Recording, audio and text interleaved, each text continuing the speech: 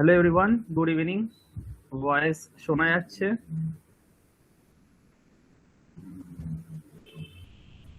Voice শুনতে পাচ্ছ? Just give me a confirmation of it. আর নেটওয়ার্ক কি ল্যাগ করছে? মানে চ্যাটে বলো হ্যাঁ ভয়েসটা শুনতে পাচ্ছ কিনা।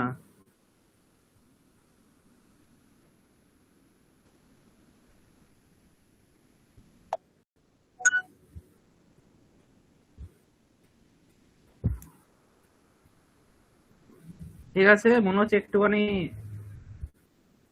লেটে ভয়েসটা আসছে।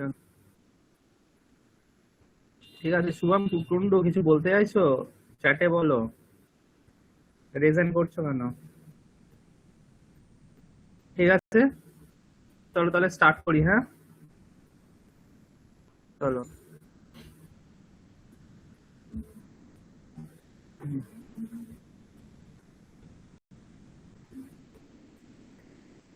So, guys, today is the first lecture of fluid mechanics and machinery, chapter 1, that is properties of fluid. Okay, now before starting the subject, let me tell you there are some rules of the subject that we're going to follow throughout the session.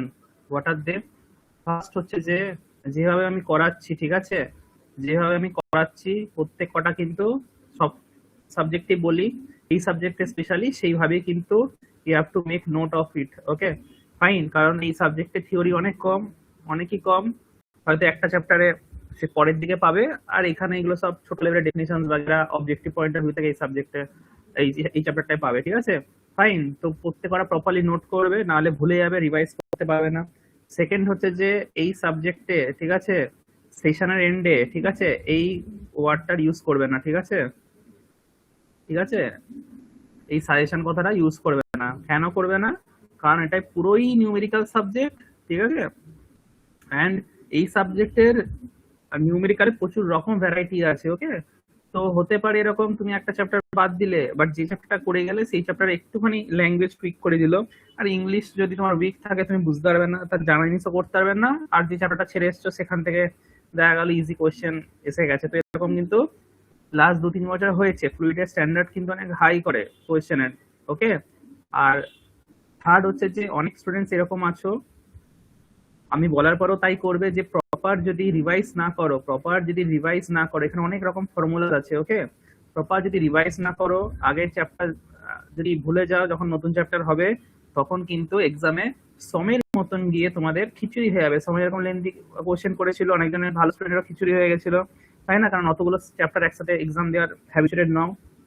এখানে প্রত্যেক কটা chapter থেকে numericals আছে, ঠিক আছে, কিচ্ছু বাদ নেই। তো সেই জায়গায় গিয়ে রিভাইজ যদি না করো, ঠিক আছে, সমের মতন গিয়ে কিন্তু খিচুড়ি হয়ে যাবে। ঠিক আছে ফাইন, ওকে, বোঝা গেল? তাহলে প্রপার নিজের নোটস থাকতে হবে, ঠিক আছে, এই ওয়ার্ডটা ইউজ করবে না। অবভিয়াসলি আমরা দেখবো কি কি বেশি ইম্পর্টেন্ট, বাট ওটা সেকেন্ডারি ব্যাপার। ওকে ফাইন, মানে তোমাকে থ্রু আউট কিন্তু করে যেতে হবে, শেষে কখনোই ম্যানেজ দিতে পারবে না, এটাও নয়, পাওয়ারের নিউমেরিক্যালসও নয়। ওকে, আর you have to revise. Okay, আজকে দেখবে অনেক ছোট ছোট জিনিস এসে গেছে অবজেক্টিভ পয়েন্ট অফ ভিউ থেকে, যখন এই চ্যাপ্টারটাই শেষ হবে দেখবে কাউকে জিজ্ঞেস করলে সেই বাইস কনি ভুলে গেছো, তারপরে তো অনেক চ্যাপ্টার বাড়তে থাকবে। ঠিক আছে ফাইন, ওকে, আর এই কোনো পিওআইকিউ কোশ্চেন এইসব দেখতে যাবে না। ঠিক আছে ফাইন, চ্যাপ্টার 3 যখন শেষ হবে পুজোর কাছাকাছি সময়, তারপরে যা দেখা করবে, নাহলে আগে ডিমোটিভেটেড হয়ে যাবে। বোঝা গেল? কোন চ্যাপ্টার থেকে কি আছে না জেনে ওরকম কিন্তু এই প্রসেসগুলো কিন্তু এই সব কেসে কিন্তু ফলো করবে না। ঠিক আছে ফাইন, আশা করছি বুঝে গেছে সবাই যে যার বোঝার। এবার দেখো, এখানে আমাদের ফ্লুইড মেকানিক্স এর syllabus, we are having 6 chapters. ঠিক আছে, ওকে, চ্যাপ্টার নিয়ে ডিসকাশন আমরা পরে করব। ঠিক আছে, এখন কোনো ডিসকাশন করে কোনো লাভ নেই। ওকে ফাইন, তো আমাদের যেটা ইউনিট যেটা 1 আছে, ওকে, ইউনিট 1টা আমরা স্টার্ট করব, that is properties of gases. ঠিক আছে, তো প্রপার্টিজ অফ গ্যাসেস এর মধ্যে তুমি সব রকম জিনিস পাবে। সব রকম জিনিস মানে এখানে কনসেপ্ট আছে, ওকে, এখানে কনসেপ্ট আছে, রাইট, এখানে নিউমেরিক্যালস আছে, প্লাস এখানে আমি যেভাবে পড়াবো, ঠিক আছে, এই চ্যাপ্টারটা তোমাদেরকে যেই লেভেলের মানে আর মানে ধরে নাও আলটিমেট ব্যাচটা যেটা আমাদের আছে ওখানে যে লেভেলে কন্টেন্ট দেওয়া হয়, আরএসসি তে তোমাদের যেরকম লেভেলে কন্টেন্ট দিয়েছি, তো এই চ্যাপ্টারে তোমরা সেই লেভেলেরই কন্টেন্ট পাবে। ওকে, মানে এখান থেকে তোমার সব রকমের অবজেক্টিভ রেডি হয়ে যাবে। এই যা পড়াবো ক্লাসের সাথে সাথে আমাদের অবজেক্টিভ রেডি হয়ে যাবে, আলাদা করে কিন্তু এর জন্য অবজেক্টিভ করতে হবে না। ওকে ফাইন, এক একটা টপিকই একটা অবজেক্টিভ। ওকে ফাইন, তো এই জিনিসগুলো মনে রাখবে। It will take around 5 sessions to complete, 4 to 5 sessions to complete this first chapter only. Okay, crystal clear? সবাই বুঝতে পেরেছো? এইটা সাবজেক্ট একটু অন্যরকম সাবজেক্ট। ওকে, এই সাবজেক্টে কিন্তু এতদিন যেরকম সাবজেক্ট করে এসছো একটু অন্যরকম লাগবে। ওকে ফাইন, তো একটু রিভাইজ না করলে কিন্তু কোপ আপ করতে পারবে না, যে একবার দেখে নিলাম খাতায় লিখে নিলাম হয়ে গেল, পারবে না। ওকে, বোঝা গেল? সো এই হচ্ছে ব্যাপার। ক্লিয়ার সবার? এইটুকুনি বুঝেছো? কারো কিছু বক্তব্য আছে এতক্ষণ যা বললাম এই বিষয়ে? ফাইন, চলো ঠিক আছে, তাহলে স্টার্ট করি এবার। Letter start. ওকে, স্ক্রিনটা শেয়ার করি। চলো, সো আমরা কি সাবজেক্ট করছি? ফ্লুইড মেকানিক্স, তাই তো? আমরা ফিজিক্সে কি পড়েছি? ম্যাটার, MATTER, ম্যাটার, তাই তো ফার্স্ট সেমিস্টারে। ম্যাটার ক রকমের হয় গাইস? ম্যাটার ক রকমের হয় মানে মেইনলি আর কি, ঠিক আছে? আরো ফর্ম আছে যেগুলো রিসেন্টলি এসেছে, কিন্তু সেগুলো নিয়ে আমাদের কনভেনশনাল তিনটে আমি লিখছি, ঠিক আছে? আরো দুটো হয়। ওকে চলো, তো দেখো, ফার্স্ট হচ্ছে সলিড, পরেরটা হচ্ছে লিকুইড, ওকে, পরেরটা হচ্ছে গ্যাস। ওকে ফাইন, আমরা সলিড নিয়ে যত রকম ডিসকাশন করার, সলিড নিয়ে, সলিড বডি নিয়ে যত রকম ডিসকাশন করার আমরা কোন সাবজেক্টে করেছিলাম? আমরা করেছিলাম স্ট্রেংথ অফ মেটেরিয়ালে, রাইট? সম নিয়ে আমরা পড়েছিলাম, রাইট? রিজিড বডি নিয়ে পড়েছিলাম, মনে হচ্ছে? এই মেকানিক্স আর সম সব তো আমরা সলিড বডি নিয়ে পড়ে আসছিলাম মেনলি, তাই না? রাইট, এইবার আমরা ফ্লুইডে কি পড়বো? ফ্লুইড কাদেরকে বলি? এই লিকুইড আর গ্যাসকে আমরা বলি হচ্ছে ফ্লুইড, রাইট? যখন ফ্লুইড বলছি কথাটা, সেটা কিন্তু লিকুইডকেও বোঝাচ্ছে আবার গ্যাসকেও বোঝাচ্ছে। ওকে, এইটুকুনি বোঝা গেল? ওকে, এই সাবজেক্টে আমরা মেনলি কি, আমরা ফ্লুইডে কাকে নিয়ে পড়বো? লিকুইডকে নিয়ে পড়বো। Okay guys, fine. তাহলে fluid mechanics is that branch of science which deals with the behaviour of fluid. Okay, সেটা রেস্টে হতে পারে বা সেটা মোশনেও হতে পারে। ওকে, ফ্লুইডটা রেস্টেও থাকতে পারে বা কোনো মোশনেও আমরা অ্যানালাইসিস করতে পারি। ওকে, লিকুইডের করব। ওকে, তাহলে সিম্পল কথা, ফ্লুইড কাকে বলি যদি তোমাকে জিজ্ঞেস করে, মানে একটা যদি একটা ওয়ার্ডে, ফ্লুইড তাকেই বলবো যার মধ্যে ফ্লোয়েবল প্রপার্টি আছে, মানে যে নিজে ফ্লো করতে পারে। ঠিক আছে, কি বললাম? যে নিজে ফ্লো করতে পারে, রাইট? জলটাকে তুমি বোতল থেকে ফেলে দিলে কেউ নিজের ইচ্ছা মতন ফ্লো করা স্টার্ট করে দেবে, তাই না? রাইট, বোঝা গেল? গ্যাসও সেরকম ফ্লো করে, রাইট? তাহলে যার মধ্যে ফ্লোয়েবল প্রপার্টি আছে তাকে আমরা ফ্লুইড বলতে পারি। এটা একটা জাস্ট লেম্যান ল্যাঙ্গুয়েজে, বাট এটা একটা টেকনিক্যাল ডেফিনিশনসও আমরা লিখতে পারি, রাইট? একটু টেকনিক্যাল ওয়ার্ডস ইউজ করে। তাহলে সেটা লিখো, একটা লিখে দিচ্ছি খুব ভালো ডেফিনেশন, এটা ইন্টারভিউতে অনেক সময় জিজ্ঞেস করতে পারে। ঠিক আছে, দেখো তাহলে ফ্লুইড কাকে বলবো, লেখো, a fluid is a substance, a fluid is a substance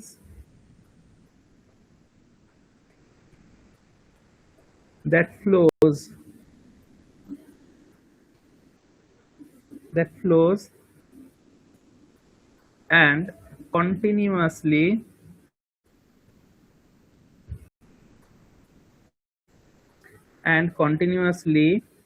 deform under the action of any applied shear stress. Clear? লিখে রাখো তাহলে, fluid is a substance that flows, এখানে আগে বললাম যার মধ্যে ফ্লোয়েবল প্রপার্টি আছে, এন্ড কন্টিনিউয়াসলি ডিফর্ম হতে থাকবে। ঠিক আছে, এই কন্টিনিউয়াসলি ডিফর্ম ব্যাপারটা একটু পরে বুঝবে, ঠিক আছে, যখন আমি ভেঙে বোঝাবো। ওকে, বাট ডেফিনিশনস এখন আমাকে লিখতে হবে। under the action of applied shear stress. Okay, very important word গুলো যেগুলো মার্ক করলাম। ওকে, এই জিনিসগুলো নিয়ে আমরা এখনই পড়বো। ওকে ফাইন, লিখে না আপাতত, ঠিক আছে? একটা ডেফিনিশন খুব ইম্পর্টেন্ট, এটা কিন্তু ফিউচারে তোমার কাজে লাগবে। ওকে, লিখেছো সবাই? এবার দেখো, ফ্লুইড মেকানিক্স এর অ্যাপ্লিকেশন কিন্তু সব জায়গাতেই, যেখানে লিকুইডের কোনো রোল হচ্ছে বা গ্যাসের রোল হচ্ছে, সব জায়গাতেই আমরা ফ্লুইডের ইমপ্লিমেন্টেশন করি, রাইট? এটা কেন করছি? ফর অ্যান এক্সাম্পল ধরো ওই ড্যাম, ঠিক আছে, বাঁধ, তাই না? রাইট, ড্যাম যখন বানায় তোমরা দেখেছো, ড্যামটাকে যখন ভালো করে অবজার্ভ করেছো তলার দিকে, ঠিক আছে, তলার দিকটা অনেক থিকার হয়, তলার দিকটা ড্যামের অনেকটা থিকার হয় তুলনামূলক, তাই না? উপরের দিকটা তুলনামূলক তলার দিকটা অনেক থিকার হয়। কেন হয়? কারণ এখানে যে ওয়াটারটাকে হোল্ড করে রেখেছে, যত আমরা জলের নিচে যাই, ঠিক আছে, ডেপথে যাই, তত ফ্লুইডের প্রেসার বাড়ে। তাহলে প্রেসার বাড়া মানে তাহলে এখানে বেশি থ্রাস্ট এক্সার্ট করছে, রাইট? তাহলে এখানটা তোমাকে সেই মতন করে বেশি থিকার রাখতে হবে, তাই না? নাহলে এখান থেকেই তো ফেলিওর হয়ে যাবে, বুঝলে? তো এটা কারণ সেই ফ্লুইডেরই প্রেসারের কারণ, ঠিক আছে? কোথায় প্রেসার কম করছে, কোথায় প্রেসার বেশি কাজ করছে, রাইট? সিমিলারলি ধরো যে আমাদের হার্টের রিপ্লেসমেন্ট হয়, আর্টিফিশিয়াল হার্ট আমরা রিপ্লেস করি, সেখানে তো কি করা হয়, ব্লাড কি তো পাম্প করে না, ব্লাড কি ফ্লো করায়, সেখানেও ডিজাইনটা এখন করা হচ্ছে ফ্লুইডের প্রেসার সবকিছু অ্যাসপেক্ট মেনি তো ডিজাইন করা হচ্ছে, রাইট? যে কোনো পাম্প বলো, যে কোনো টারবাইন বলো, সবকিছু তো ফ্লুইডই ফ্লো হচ্ছে, রাইট? যে কোনো হাইড্রো মেশিনারি বলো, সব জায়গাতে কিন্তু ফ্লুইডেরই কাজ, তাই না? তা ডিজাইন করতে গেলে তোমাকে ফ্লুইডের সবকিছু অ্যাসপেক্ট, ফোর্স, প্রেসার সবকিছু কিন্তু দেখেই করতে হবে, তাই না? রাইট, চলো তাহলে এবার ফটাফট আঁকো।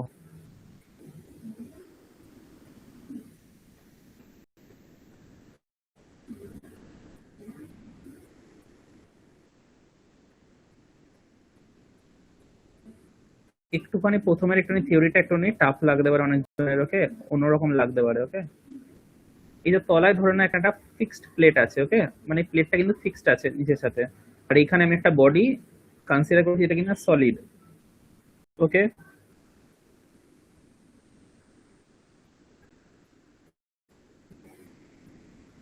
এর উপরে, এই বডিটার উপরে আর একটা প্লেট আমরা ইন্ট্রোডিউস করেছি, যেটাকে আমি বলছি মুভেবল প্লেট, ঠিক আছে? মুভেবল প্লেট, ওকে, এটা কিন্তু মুভ করতে পারে। ওকে, এবার আমি অ্যাজিউম করছি যে প্লেটটা বডির সাথে কি আছে, নো স্লিপ কন্ডিশনে আছে, নো স্লিপ কন্ডিশন। আগে লেখো ভালো করে, নো স্লিপ, SLIP, ওকে, নো স্লিপ কন্ডিশন। ওকে, আর এই প্লেট আর এই বডির মধ্যে কোনো রিলেটিভ মোশন নেই, কোনো no relative motion, no relative motion. যারা রিলেটিভ মোশন জানো না, এগুলো বেসিক জিনিস, মেকানিক্সের বলো, ফিজিক্সের বলো, ছোটবেলাতেই আমরা পড়েছি। ধরো তুমি হাঁটছো, স্টেশন দিয়ে ট্রেনটা যাচ্ছে, তোমার একটা স্পিড আছে, ট্রেনের একটা স্পিড আছে, তাহলে যখন আমি তোমার স্পিডটা ট্রেনের সাপেক্ষে বলছি, তখন আমরা রিলেটিভ মোশন কথাটা ইউজ করি, একজনের অন্যজনের সাপেক্ষে যখন বলা হয়, ঠিক আছে, রাইট? তখন সেটাকে রিলেটিভ স্পিড বলি আমরা, যখন হাঁটা তখন স্পিড বলি, এত স্পিডে হাঁটছে ট্রেনের সাপেক্ষে। ওকে, তো সিমিলারলি এই বডিটা আর এই প্লেটটার মধ্যে কোনো রিলেটিভ মোশন নেই। ওকে, নো স্লিপ কন্ডিশন মানে কি, এই দুটো কিন্তু স্লিপ করবে না, ঠিক আছে? কখন স্লিপ করবে না? আমি যদি এখানে দেখো একটা ফোর্স যদি ধরো অ্যাপ্লাই করি, ঠিক আছে, ভালো করে দেখো, হ্যাঁ, এইখানে যদি আমি একটা ফোর্স অ্যাপ্লাই করি, ওকে, ফাটাফাট আঁকো। কি আমাকে বলতে হবে এই ফোর্সটা গিয়ে তো তার মানে অ্যাকচুয়ালি এরকম ভাবে অ্যাপ্লাই হচ্ছে, তাই না? তাহলে বডির সাথে এই ফোর্সটা কিভাবে অ্যাপ্লাই হচ্ছে, কিভাবে, আর এই ফোর্সটাকে আমি কি বলতে পারি, কি ফোর্স বলতে পারি, নর্মাল ফোর্স নাকি শিয়ার ফোর্স? এবার সমে চলে আসছি, তাই না? সম সাবজেক্টে চলে আসছি, থার্ড সেমিস্টার রিভাইজ করতে বলেছিলাম। এইভাবে যদি কোনো বডির সাথে যদি ফোর্স যদি অ্যাপ্লাই হয়, এইভাবে যদি বডির সাথে কোনো যদি ফোর্স যদি অ্যাপ্লাই হয়, তাহলে সেটাকে কি ফোর্স বলবো, নর্মাল ফোর্স নাকি শিয়ার ফোর্স? বলো, ট্যানজেনশিয়ালি অ্যাক্ট করছে, তাই তো? নর্মাল, নর্মাল ভাবে কাজ করছে ফোর্সটা, রাইট, ভেরি গুড, তাই তো, শিয়ার ফোর্স, তাই তো? তাহলে এইখানে আমি একটা ফোর্স দিচ্ছি, ধরো দ্যাট ইজ এক্সটার্নাল ফোর্স, তাহলে ভেরি গুড, ঠিক আছে, এক্সটার্নাল শিয়ার ফোর্স, রাইট? তাহলে এখানে একটা আমি শিয়ার ফোর্স দিচ্ছি। তাহলে ধরে নাও এই প্লেটটা, এবার যারা একদম মানে খুব মানে সম ফর্ম পড়নি বা কিছু ইয়ে করনি, আমি সিম্পলি বলছি নো স্লিপ কন্ডিশন মানে ধরে নাও এইটা আর এই সলিডের উপরের লেয়ারটা, সলিডের তো লেয়ার বাই লেয়ার ক্রিয়েট হয়েছে, তাহলে এর উপরের লেয়ারটা সলিডের সাথে প্লেটটা ধরে নাও চিপকে দিয়েছো তুমি, ঠিক আছে, ফেভিকুইক দিয়ে এরকম ভাবতে পারো, ঠিক আছে, ওকে। তার মানে স্লিপ করে যাবে না। যদি না চিপকাতাম কি হতো, উপরের প্লেটটা এখানে ফোর্স অ্যাপ্লাই করতাম আমি, তাহলে উপরের প্লেটটা এইভাবে সরে যেত, এগিয়ে যেত, অ্যাক্সিলারেশন হতো তার মধ্যে, তাই না, অ্যাক্সিলারেশন হতো, সলিডের উপর দিয়ে এইভাবে ছিটকে যেত, তাই তো প্লেটটা। কিন্তু যখন তুমি নো স্লিপ কন্ডিশন বলছো গাইস, তার মানে কি এই যে প্লেটটা আছে, এই প্লেটের উপরে যে লেয়ারটা আছে সলিডের চিপকে আছে, তাই না, তার মানে প্লেটটা এগোতে গেলে সে সলিডকেও চেষ্টা করবে এগোনোর, বুঝতে পারছো, জাস্ট ইমাজিন করো, তাই না, যদি চিপকে থাকে কি হবে, যখন এখানে শিয়ার ফোর্স অ্যাপ্লাই করছো, এই মুভেবল প্লেটটা বলবে না আমি তো একা যেতে পারছি না, তোকে নিয়েই আমি এগোবো, তাই না, বোঝা গেল কি বললাম, রাইট। কেন, দেখো তলার দিক থেকে ফিক্স আছে, এবার দেখো তলার দিকটা আছে ফিক্সড প্লেট, তাই না, তার মানে সলিডটা কি, ও উপরের প্লেটটা চেষ্টা করছে ওকে এগোতে, ঠিক আছে, ওকে সাথে নিয়ে এগোতে, উপরে যে লেয়ারটা আছে, কিন্তু তলার দিক থেকে আবার কি হচ্ছে, ফিক্সড করা আছে, তাই না, রাইট। তখনই তো স্ট্রেস ডেভেলপ করবে ওর মধ্যে, হ্যাঁ কি না, রাইট। আবার আস্তে আস্তে একটু পয়েন্ট পরে কি হবে, ডিফরমেশন হবে, রাইট, এটাই তো নিয়ম, তাই না, এটাই তো আমার সময় পড়েছিলাম, রাইট। তাহলে ধরে নাও এই যে বডিটা ধরো আছে, তুমি ধরো এখানে সাইডে জাস্ট আঁকছি বোঝানোর জন্য, ঠিক আছে, এখানে ফোর্স অ্যাপ্লাই করছো, শিয়ার ফোর্স অ্যাপ্লাই করছো, রাইট, তলার দিক থেকে এখানে ফিক্স আছে, এই চেষ্টা করছে একে সামনের দিকে কি মুভ করানোর, তাহলে একটা টাইমের পরে কি আসবে আস্তে আস্তে, এই যে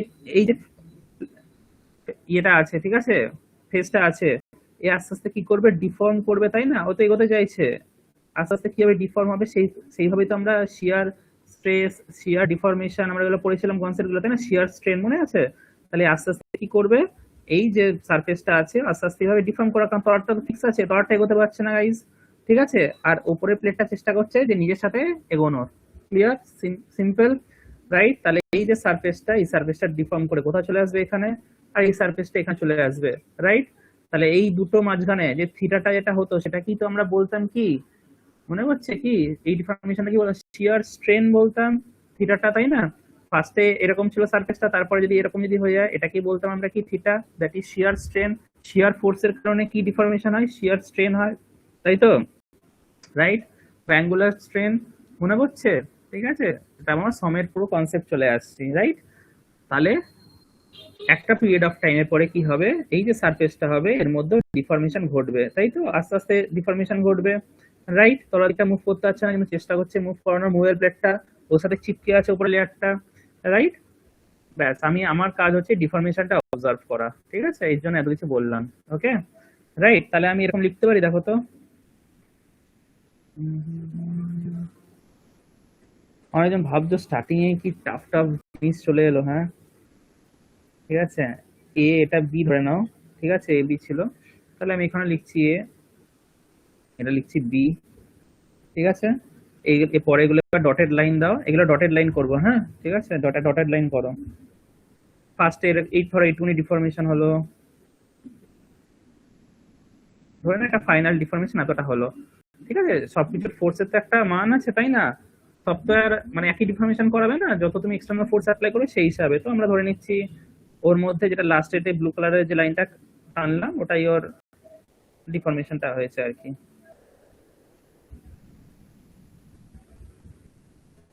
না এটা আর ইয়ে করছি না, ব্যাস, ঠিক আছে। ধরো ফার্স্টে কিছুটা এরকম ডিফরমেশন হলো, ঠিক আছে, তারপরে কিছুটা হলো, দিয়ে ফাইনালি ম্যাক্সিমাম ডিফরমেশন এতটা হলো, ঠিক আছে, ট্রিপল ড্যাশ, ওকে ফাইন। তাহলে তোমাকে যদি বলি তার মধ্যে স্ট্রেন কি, এখানে ডি থিটা লিখবো, তাই তো, থিটা দিয়ে আমরা রিপ্রেজেন্ট করতাম, মনে আছে, শিয়ার স্ট্রেসকে আমরা কি দিয়ে রিপ্রেজেন্ট করতাম, টাউ দিয়ে, এটা হচ্ছে স্ট্রেস, তাই তো, রাইট, আর থিটা ছিল স্ট্রেন, তাহলে এইটা হচ্ছে আমার ডিফরমেশন, তাই তো, অ্যাঙ্গুলার ডিফরমেশন। এইবার মাথায় রাখো এই ডিফরমেশনটা কিন্তু আমরা মেজার করতে পারছি, রাইট, এই ডিফরমেশনটা আমি মেজার করতে পারছি, তাই জন্য এটাকে আমরা কি বলি, ফাইনাইট ডিফরমেশন, কি বলি, ফাইনাইট ডিফরমেশন, ফাইনাইট, ঠিক আছে, এটা মেজার করা সম্ভব, ওকে, ফাইনাইট ডিফরমেশন মাথায় রাখবেন। সলিড বডির ক্ষেত্রে তাহলে কি হয়, ফাইনাইট ডিফরমেশন হয়, আর এই স্ট্রেনটা তাহলে কি রকমের, finite shear strain, finite shear strain, finite shear strain because it can be measured, so I am telling it finite, একটা নির্দিষ্ট সময় পরে ডিফর্মেশনের উপর অবজার্ভ করতে যাচ্ছি আর ওখানে সেটা সেট হয়ে গেছে, তাই তো? Right, clear? চলো এইবার এই কনসেপ্টগুলো নিশ্চয়ই সবাই জানো, আমি পড়েছো, তাই না? যে যদি ইলাস্টিক রিজনের মধ্যে থাকে সে আবার নিজের জায়গায় ফিরে আসবে, তাই না? আর প্লাস্টিক রিজনে গেলে কি হবে, আর নিজের পরবর্তী এই আগের যে সিচুয়েশন সেখানে কিন্তু ফিরে আসতে পারবে না, তাই না? Right, elastic reason plastic reason সব কিন্তু ইন্টারভিউর জন্য খুব ইম্পর্টেন্ট। ওকে ফাইন, তাহলে এবার লেখো, তাহলে আমরা সলিড মেকানিক্সে কি জানি, যেটা সময়টা পড়েছি in solid mechanics. In solid mechanics চিন্তা নেই, পোর্শনটা হওয়ার পরে আবার ইজি পোর্শন আসবে, ঠিক আছে? তার চাপ নেওয়ার কোনো কারণ নেই, ঠিক আছে? চলো, এরকম তোমাদের কলেজে কিন্তু বল এত কিছু বোঝাবে না, ডাইরেক্ট ফর্মুলা লিখিয়ে দেবে, বুঝলে? তো জিনিসগুলো ফিল করে পড়ো।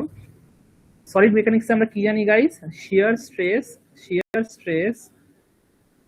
ঠিক আছে? সেটা নরমাল স্ট্রেস হোক, শিয়ার স্ট্রেস সবই ডাইরেক্টলি প্রপোর্শনাল টু কি স্ট্রেনের সাথে প্রপোর্শনাল হয়। এখানে তো শিয়ার স্ট্রেস লিখেছি, তাহলে এখানেও কি লিখবো? শিয়ার স্ট্রেন, তাই না? এটা যদি নরমাল স্ট্রেস হতো তাহলে লিখতাম normal stress proportional to normal strain, right? যেটা তোমরা সিগমা দিয়ে লিখতে, এটা লিখতে তো, right? Normal stress normal strain, এখানে শুধু আমরা শিয়ার স্ট্রেস শিয়ার স্ট্রেন লিখছি একই, ঠিক আছে? ফাইন, তাহলে শিয়ার স্ট্রেস সমান কি ছিল? শিয়ার স্ট্রেস সমান আমরা জানি টাও, তাই তো? টাও ইজ প্রপোর্শনাল টু, এখানে লিখি ডি থিটা স্ট্রেন, ঠিক আছে? ফাইন, তাহলে এটা বলতে পারি গাইস। ওকে, যদি ইলাস্টিক ডিফরমেশন হয় নিজের প্রিভিয়াস পজিশনে রিগেন করে নেবে, বারবার বলছি যদি ইলাস্টিক ডিফরমেশন হয়, ওকে, যদি ইলাস্টিক ডিফরমেশন হতো তাহলে কি হতো? বডিটা প্রিভিয়াস রিজন প্রিভিয়াস পজিশনে ফিরে আসতো, তাই তো? রিগেন করে নিত নিজের শেপ, রাইট? Regain, right? আর যদি প্লাস্টিক ডিফরমেশন যদি হতো তাহলে কিন্তু রিগেন করতো না, তাই তো? Right, will not regain, right? Clear? বোঝা গেল? একটু আরো প্রবলেম আছে বুঝতে? না প্রবলেম নেই, বুঝে গেছি। এত কিছু কেন বোঝালেন? সলিড নিয়ে কেন বোঝালেন? সলিডের নিয়ে বোঝালাম, এবার তো ওয়াটার নিয়ে বলবো। তফাৎটা বুঝবে তবে না মজা পাবে, ফিল পাবে, তাই না? যখন কলেজ যখন পড়াবে স্টার্ট হবে একটা অন্য লেভেলে চলে যাবে অন্য বন্ধুদের থেকে। তাহলে এইবার আসছি আমরা ফ্লুইড মেকানিক্স, এটা তো সলিড মেকানিক্স নিয়ে করলাম। তাহলে এখানে সলিড বডির জায়গায় কি থাকবে? আমি এখানে লিকুইড ওয়াটার কনসিডার করবো গাইস, সিচুয়েশনটা সেম, রাইট? চলো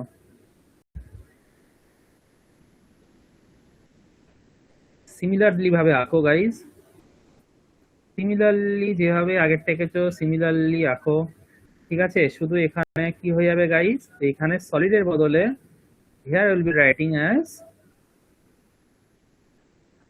এখানে ছিল ফিক্সড প্লেট, তোমরা নিজেরাই জানো, আমার কিছু বলার দরকার নেই। এইখানে হয়ে যাবে ওয়াটার, ঠিক আছে? ওয়াটার, ওকে, ক্লিয়ার? আর এখানে কি ছিল আমাদের? মুভেবল প্লেটটা ছিল, সেম নো স্লিপ কন্ডিশন, ওগুলো লিখছি না, ঠিক আছে? ফাইন, এটা হচ্ছে মুভেবল প্লেট, এমপি লিখছি, হ্যাঁ? সেম নো স্লিপ কন্ডিশনে আছে গাইস, লিখছি না, no slip condition, no relative motion.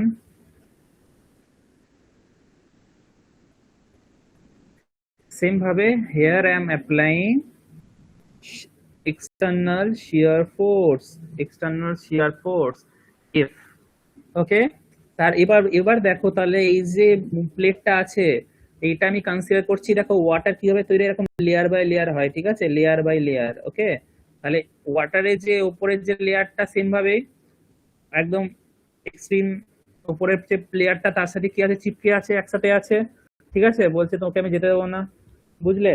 ঠিক আছে, নিজে যখন যাব তোকেও আমি নিয়ে যাওয়ার চেষ্টা করব, ব্যাপারটা সেরকমই। Okay fine, clear? সেম জিনিস ইমাজিন করে এরকম করছি, কিন্তু ডিফারেন্সটা কোথায় হবে? ডিফারেন্সটা কোথায় হবে? ডিফারেন্সটা এখানেই হবে, দেখো যেই সলিড বডিতে কেসে যখন তুমি ফোর্স অ্যাপ্লাই করছিলে ওর ডিফরমেশন হতে হতে একটা টাইমে পরে স্টপ হয়ে গেছিল ডিফরমেশনটা, ঠিক আছে? ততটা তুমি ফোর্স প্রয়োগ করছো তার উপরে, ঠিক আছে?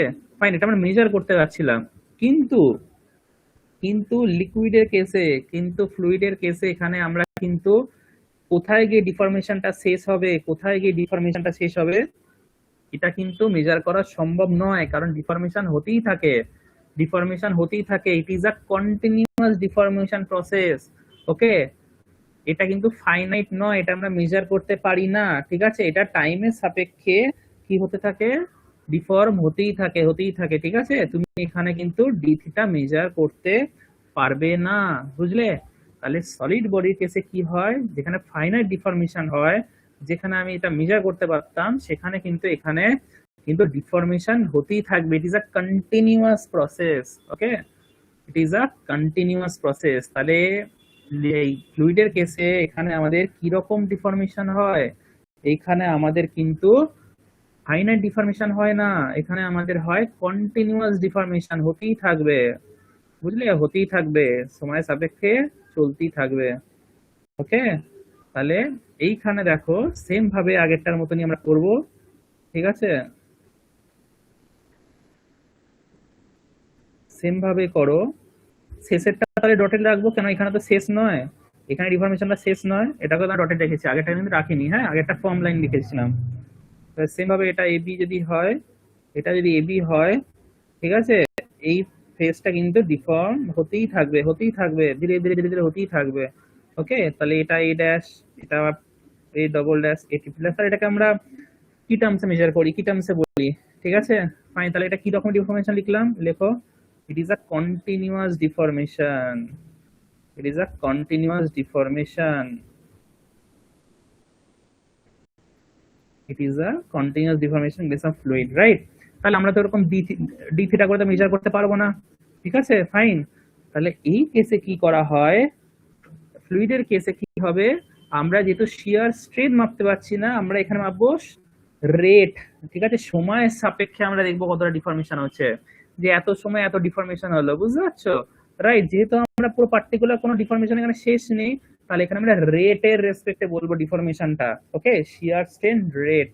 ওকে, সো ইন ফ্লুইড মেকানিক্স আমরা কি করি, তাহলে এখানে shear stress is proportional to shear strain। আগেরটা এটাই লিখেছিলাম শিয়ার স্ট্রেন সলিড মেকানিক্স এর ক্ষেত্রে, কিন্তু এখানে শুধু শিয়ার স্ট্রেন হবে না, শিয়ার স্ট্রেন রেট, বুঝলে ডিফারেন্সটা? ওর এটাকে তুমি এটাও বলতে পারো ডিফরমেশন রেট। ক্লিয়ার কি ক্লিয়ার না? এত কিছু বোঝালাম, এত মেহনত করলাম কি জন্য, বোঝানোর জন্য, ঠিক আছে? তাহলে এইখানে আমরা কি লিখবো গাইস, তাহলে এইখানে লিখবো টাও is proportional two shear strain মানে ডি থিটা, ঠিক আছে? আর রেট যখন আসছে সময় সাপেক্ষে, তাহলে এখানে কি চলে আসবে, ডিটি, ঠিক আছে? তাহলে এই আমি ইকুয়েশনটা পেলাম ফ্লুইড মেকানিক্স এর জন্য, যেটা আমরা ইউজ করব, that is shear stress is proportional two shear strain rate. কেন বলা হয়, কি জন্য বলা হয়, কোথা থেকে এলো, আমরা কিন্তু পুরো লজিকটা জানলাম, ঠিক আছে? এখানে শুধু ছিল shear strain d theta square proportional shear strain rate. এবার দেখো ফ্লুইড মেকানিক্স এর ডেফিনিশনটা, a fluid is a substance that flows and continuously deform. এবার কন্টিনিউয়াসলি ডিফর্ম কেন বলেছে, কারণ ডিফর্ম হতেই থাকে সময় সাপেক্ষে, under the action of applied shear stress. এবার আশা করছি ক্লিয়ার, ঠিক আছে? ডেফিনিশনটা কেন কি লিখেছি, শিয়ার স্ট্রেস কোথা থেকে এলো, কনসেপ্টটা কন্টিনিউয়াস কোথা থেকে এলো, ঠিক আছে? বলো, মজা পেলে? রিপ্লাই করো, নাকি খুব টাফ লাগছে বুঝতে, কিছু মনে হলো নলেজ পেলে? হ্যাঁ, এবার ইফ উই রিমুভ, তাহলে এর কেসে কি হবে, এটা রিপ্লাই করো শুনি তোমাদের কথা। ইফ উই রিমুভ, বুঝতে পারছো সবাই? If we remove the external shear force, তাহলে ফ্লুইডের কেসে আমি যদি ফোর্সটা যদি রিমুভ করে দিই, সলিডের কেসে কি না, ইলাস্টিক রিজিয়নে যদি থাকতো, তাহলে কি হতো, নিজের পজিশনে রিগেন করে যেত, ঠিক আছে? প্লাস্টিকে ইয়ে ফেজে গেলে পড়তো না, কিন্তু এইখানে ইয়ে এর কেসে কি হবে, এক্সটার্নাল যখন আমি শিয়ার ফোর্স রিমুভ করে দিচ্ছি, ফ্লুইডের কেসে কিন্তু সে কখনোই আর রিগেন করতে পারবে না, বুঝলে? অরিজিনাল স্টেটে কিন্তু রিগেন করতে পারবে না, বুঝলে? এটা একদম মাথায় ঢুকিয়ে রাখো, ঠিক আছে? If we remove the external shear force, fluid will never regain, regain, তাহলে তফাৎটা এখানে কোথাও বুঝতে পারছো? Regain its original shape.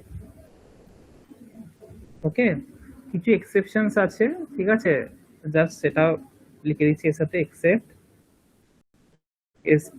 লেখো, এক্সেপ্ট ভিসকো ইলাস্টিক ফ্লুইড, ঠিক আছে, এটা টাইপ অফ ফ্লুইড আর কি, এখন তোমরা বুঝবে না, ফ্লুইডের টাইপ আর কি। এই ভিসকো ইলাস্টিক ফ্লুইড ছাড়া এই ভিসকো ইলাস্টিক ফ্লুইড কিছুটা রিগেন করে, ঠিক আছে, পার্শিয়ালি রিগেন, ঠিক আছে, এটা ছাড়া বাকিরা কেউ কিন্তু রিগেন করতে পারে না, ঠিক আছে। যেমন ভিসকোইলাস্টিক ফ্লুইডের এক্সাম্পল ধরো জেলি হতে পারে। জেলি তুমি ভাবো ছোটবেলায় আমরা যখন আমি যখন ছোট ছিলাম পাওয়া যেত জেলি, তোমাদের সময় পাওয়া যায় কিনা না, এখন তো 2 টাকা না 1 টাকা কত নিত আর কি, এরকম জেলি এরকম ডাব্বা পাওয়া যেত, ঠিক আছে, ফাইন, জেলি থাকতো আর কি। তো এমনি ছোট আর কি সব দোকানে থাকতো, তো যেটাকে তুমি যদি সিয়ার ফোর্স দাও আঙুল দিয়ে, ঠিক আছে, তাহলে জেলিটার এরকম জেলিটার আছে, ঠিক আছে, জেলিটার তবু তুমি আঙুল দিয়ে এরকম ইয়ে সিয়ার ফোর্স দিচ্ছ, দিয়ে ছুঁড়ে একটু করে আবার ফিরে আসবে নিজে, ঠিক আছে, বেশি ফোর্স না, আস্তে আস্তে তখন আর কিন্তু একটা টাইম অবধি রিগেন করে যায়, ঠিক আছে। তো ওইটাই বলছি ভিসকোইলাস্টিক ফ্লুইড, ঠিক আছে, একদম সিম্পল ফর্মে বলছি, ঠিক আছে, ফাইন। চলো, ক্লিয়ার এত অব্দি? এবার আমরা ইজি পোর্শনে ঢুকবো, ঠিক আছে, এতক্ষণ তো আমাদের চললো আর কি ব্যাপার স্যাপার, ঠিক আছে, এইটা আমাদের পরেও লাগবে কিন্তু, ঠিক আছে, একটা খুব বড় মানে ইম্পর্টেন্ট ইকুয়েশনে সব থেকে মোস্ট ইম্পর্টেন্ট ল ফ্লুইডের, সেখানে কিন্তু লাগবে জিনিসটা, ঠিক আছে। কেন এখানে তলায় এলাম আনলাম, ঠিক আছে, তোমাদেরকে ভালো করে বুঝিয়ে দিয়েছি, ঠিক আছে।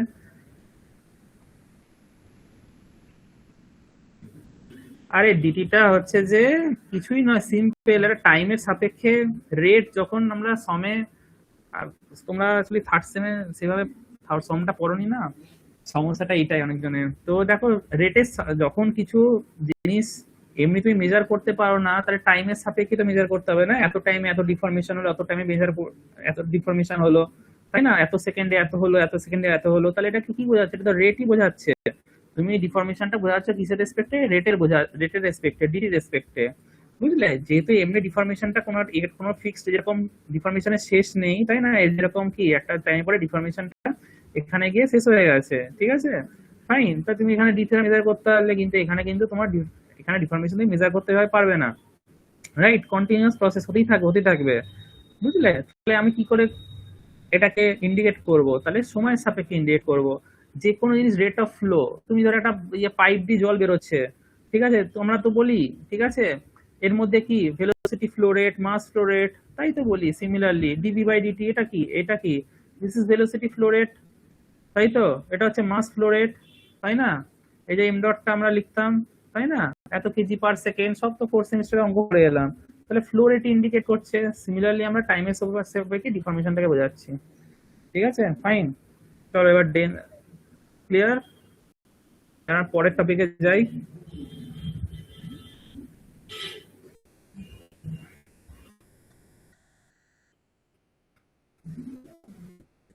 এবার দেখো সিম্পল ডেন্সিটি, ঠিক আছে, দেখো টপিক, প্রত্যেকটা টপিক সিলেবাসে এভাবেই আছে, হ্যাঁ, ওকে। তোমরা জানো সিমিলার মানে সিম্পল ভাবে ডেন্সিটি মানে কি? মাস মাস পার ইউনিট ভলিউম, তাই তো, মাস পার ইউনিট ভলিউম, এটাকে মাস ডেন্সিটিও বলে। কখনো অনেক সময় জিজ্ঞেস করতে হয় ইন্টারভিউতে ডেন্সিটি, যদি জিজ্ঞেস করে আচ্ছা ডেন্সিটি করকম আছে, এরকম কোশ্চেন জিজ্ঞেস করে বলে এই মাস ডেন্সিটি একটা ওয়েট ডেন্সিটি, ঠিক আছে, ওয়েট ডেন্সিটি মাস ডেন্সিটি, ওকে, ফাইন, জাস্ট বলে দিলাম ফর নলেজ।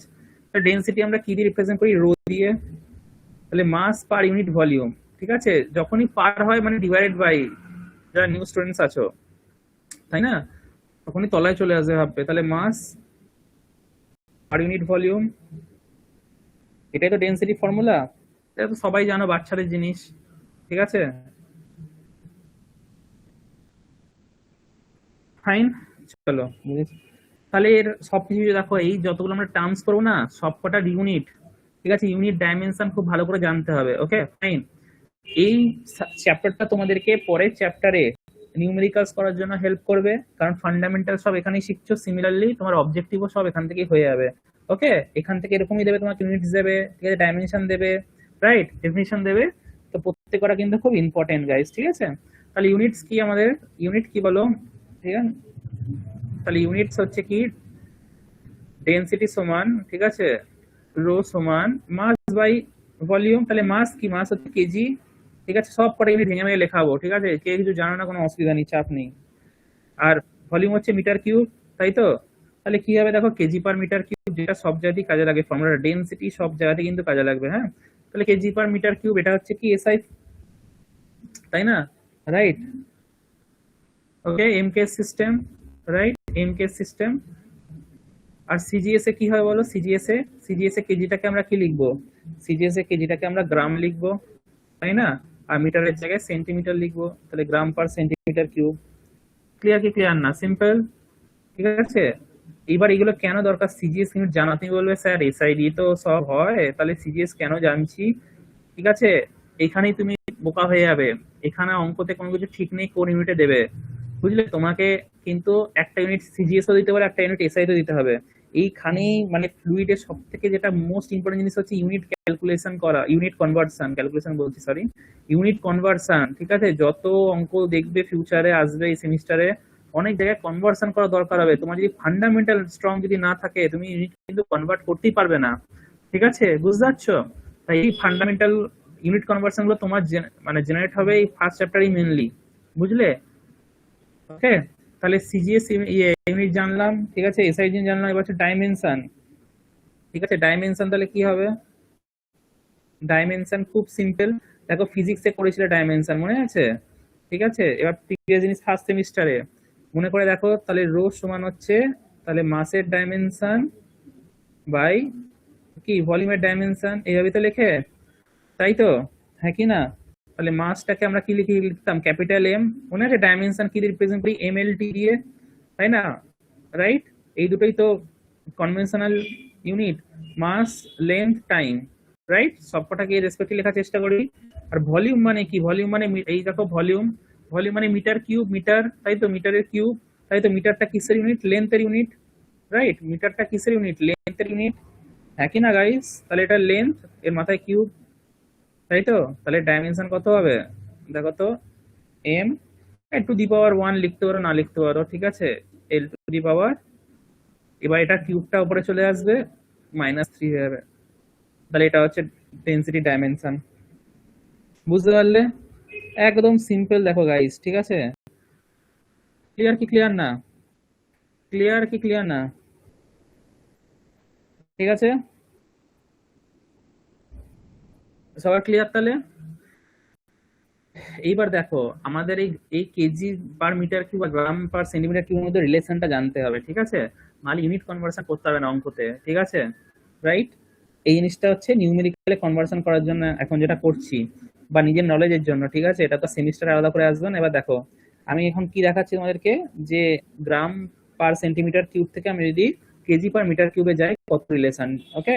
তাহলে 1 গ্রাম লেখো, 1 গ্রাম পার সেন্টিমিটার কিউব, এটাকে আমি কি এসআইটা চেঞ্জ করব, তাহলে গ্রাম থেকে যদি কেজিতে যাই 10 টু দি পাওয়ার 3 রিলেশন হয়, তাই না, এটুকু তো সবাই জানো, রাইট। তাহলে ছোট থেকে বড়তে যাচ্ছি, তাহলে কি হবে, তাহলে -10 টু দি পাওয়ার 3 হবে, হ্যাঁ কি না। একটা সিম্পল জিনিস, যখন আমরা কেজি থেকে ধরো গ্রামে যাচ্ছি, বড় থেকে ছোটতে যাচ্ছি, তাই না, কারণ 10 টু দি পাওয়ার 3 গুণ হবে। আর যখন গ্রাম থেকে কেজিতে যাচ্ছি, রাইট, তখন কি হবে, ইন্টু 10 টু দি পাওয়ার -3 হবে, ঠিক আছে। ছোট থেকে যখন বড়তে যাই তখন তো আরো ছোট হয়ে যাবে ইউনিট, তাই না। তাহলে 10 টু দি পাওয়ার -3 উপরে লিখলাম। আর সেন্টিমিটার থেকে দেখো, গ্রাম পার সেন্টিমিটার লিখেছি, সেন্টিমিটার কিউব তো শুধু সেন্টিমিটার লিখেছি, রাইট। এবার বলো তলায় সেন্টিমিটার থেকে আমি যদি মিটারে যেতে চাই, আবার দেখো ছোট ইউনিট থেকে বড় ইউনিটে যাচ্ছি, সেন্টিমিটার থেকে মিটারে যাওয়া মানে কত, সেন্টিমিটার থেকে মিটারে যাওয়া মানে কত বলো, কত সম্পর্ক, ফটাফট বলো। 10 টু দি পাওয়ার -2, তাই তো, 10 to the power -2, right, 10 to the power -2 এর সম্পর্ক, তাই তো, রাইট। 100 সম্পর্ক, 100 সম্পর্ক 10, তাহলে এটা কি -2 হবে, 10 টু দি পাওয়ার -2 হবে, কারণ ছোট ইউনিটের দিকে যাচ্ছি, তাই তো, রাইট। 100 সেন্টিমিটার সমান 1 মিটার, তাই না, দেখো অনেকজন যারা জানো না তাদের জন্য 1 সেন্টিমিটার তাহলে সমান কত হবে? 1/100 মিটার, তাই তো। আর 1/100 মানে কি 10⁻², তো মিটার। বুঝতে পারলে? ভেঙেও দেখিয়ে দিলাম। ঠিক আছে, এগুলো বেসিক জিনিস, একদম ফার্স্ট সেমিস্টারের জিনিস। ঠিক আছে, আর মাথায় কি আছে? কিউব আছে। তাহলে কিউবটা কি উড়ে যাবে নাকি, পালিয়ে যাবে নাকি? একদমই নয়, তাই তো। তাহলে সেন্টিমিটার থেকে মিটার ছিল 10⁻², আর এর মাথায় একটা কিউব দিলাম। ওকে, ফাইন, ক্লিয়ার। তাহলে কি দাঁড়াবে দেখো, তাহলে কি দাঁড়াবে এখান থেকে? তাহলে উপরে আছে 10⁻³ আর তলায় কি হবে? সেম। আবার দেখো ফার্স্ট সেমিস্টারে ম্যাথস আসছে, এই পাওয়ারটা গুণ হয়ে যাবে, তাই না? এইভাবে থাকলে পাওয়ার কি গুণ হয়ে যায়, তাই তো। তাহলে 2 আর 3 6, 10⁻6 কেজি পার মিটার কিউব। তাহলে এটা যদি উপরে চলে যায় 10⁻6 হয়, তাহলে কি দাঁড়াবে আলটিমেটলি? কি দাঁড়াবে? 10⁻³ দাঁড়াবে, তাই তো। এটা উপরে চলে গেলে 6 হয়ে যাবে, তাই না? রাইট।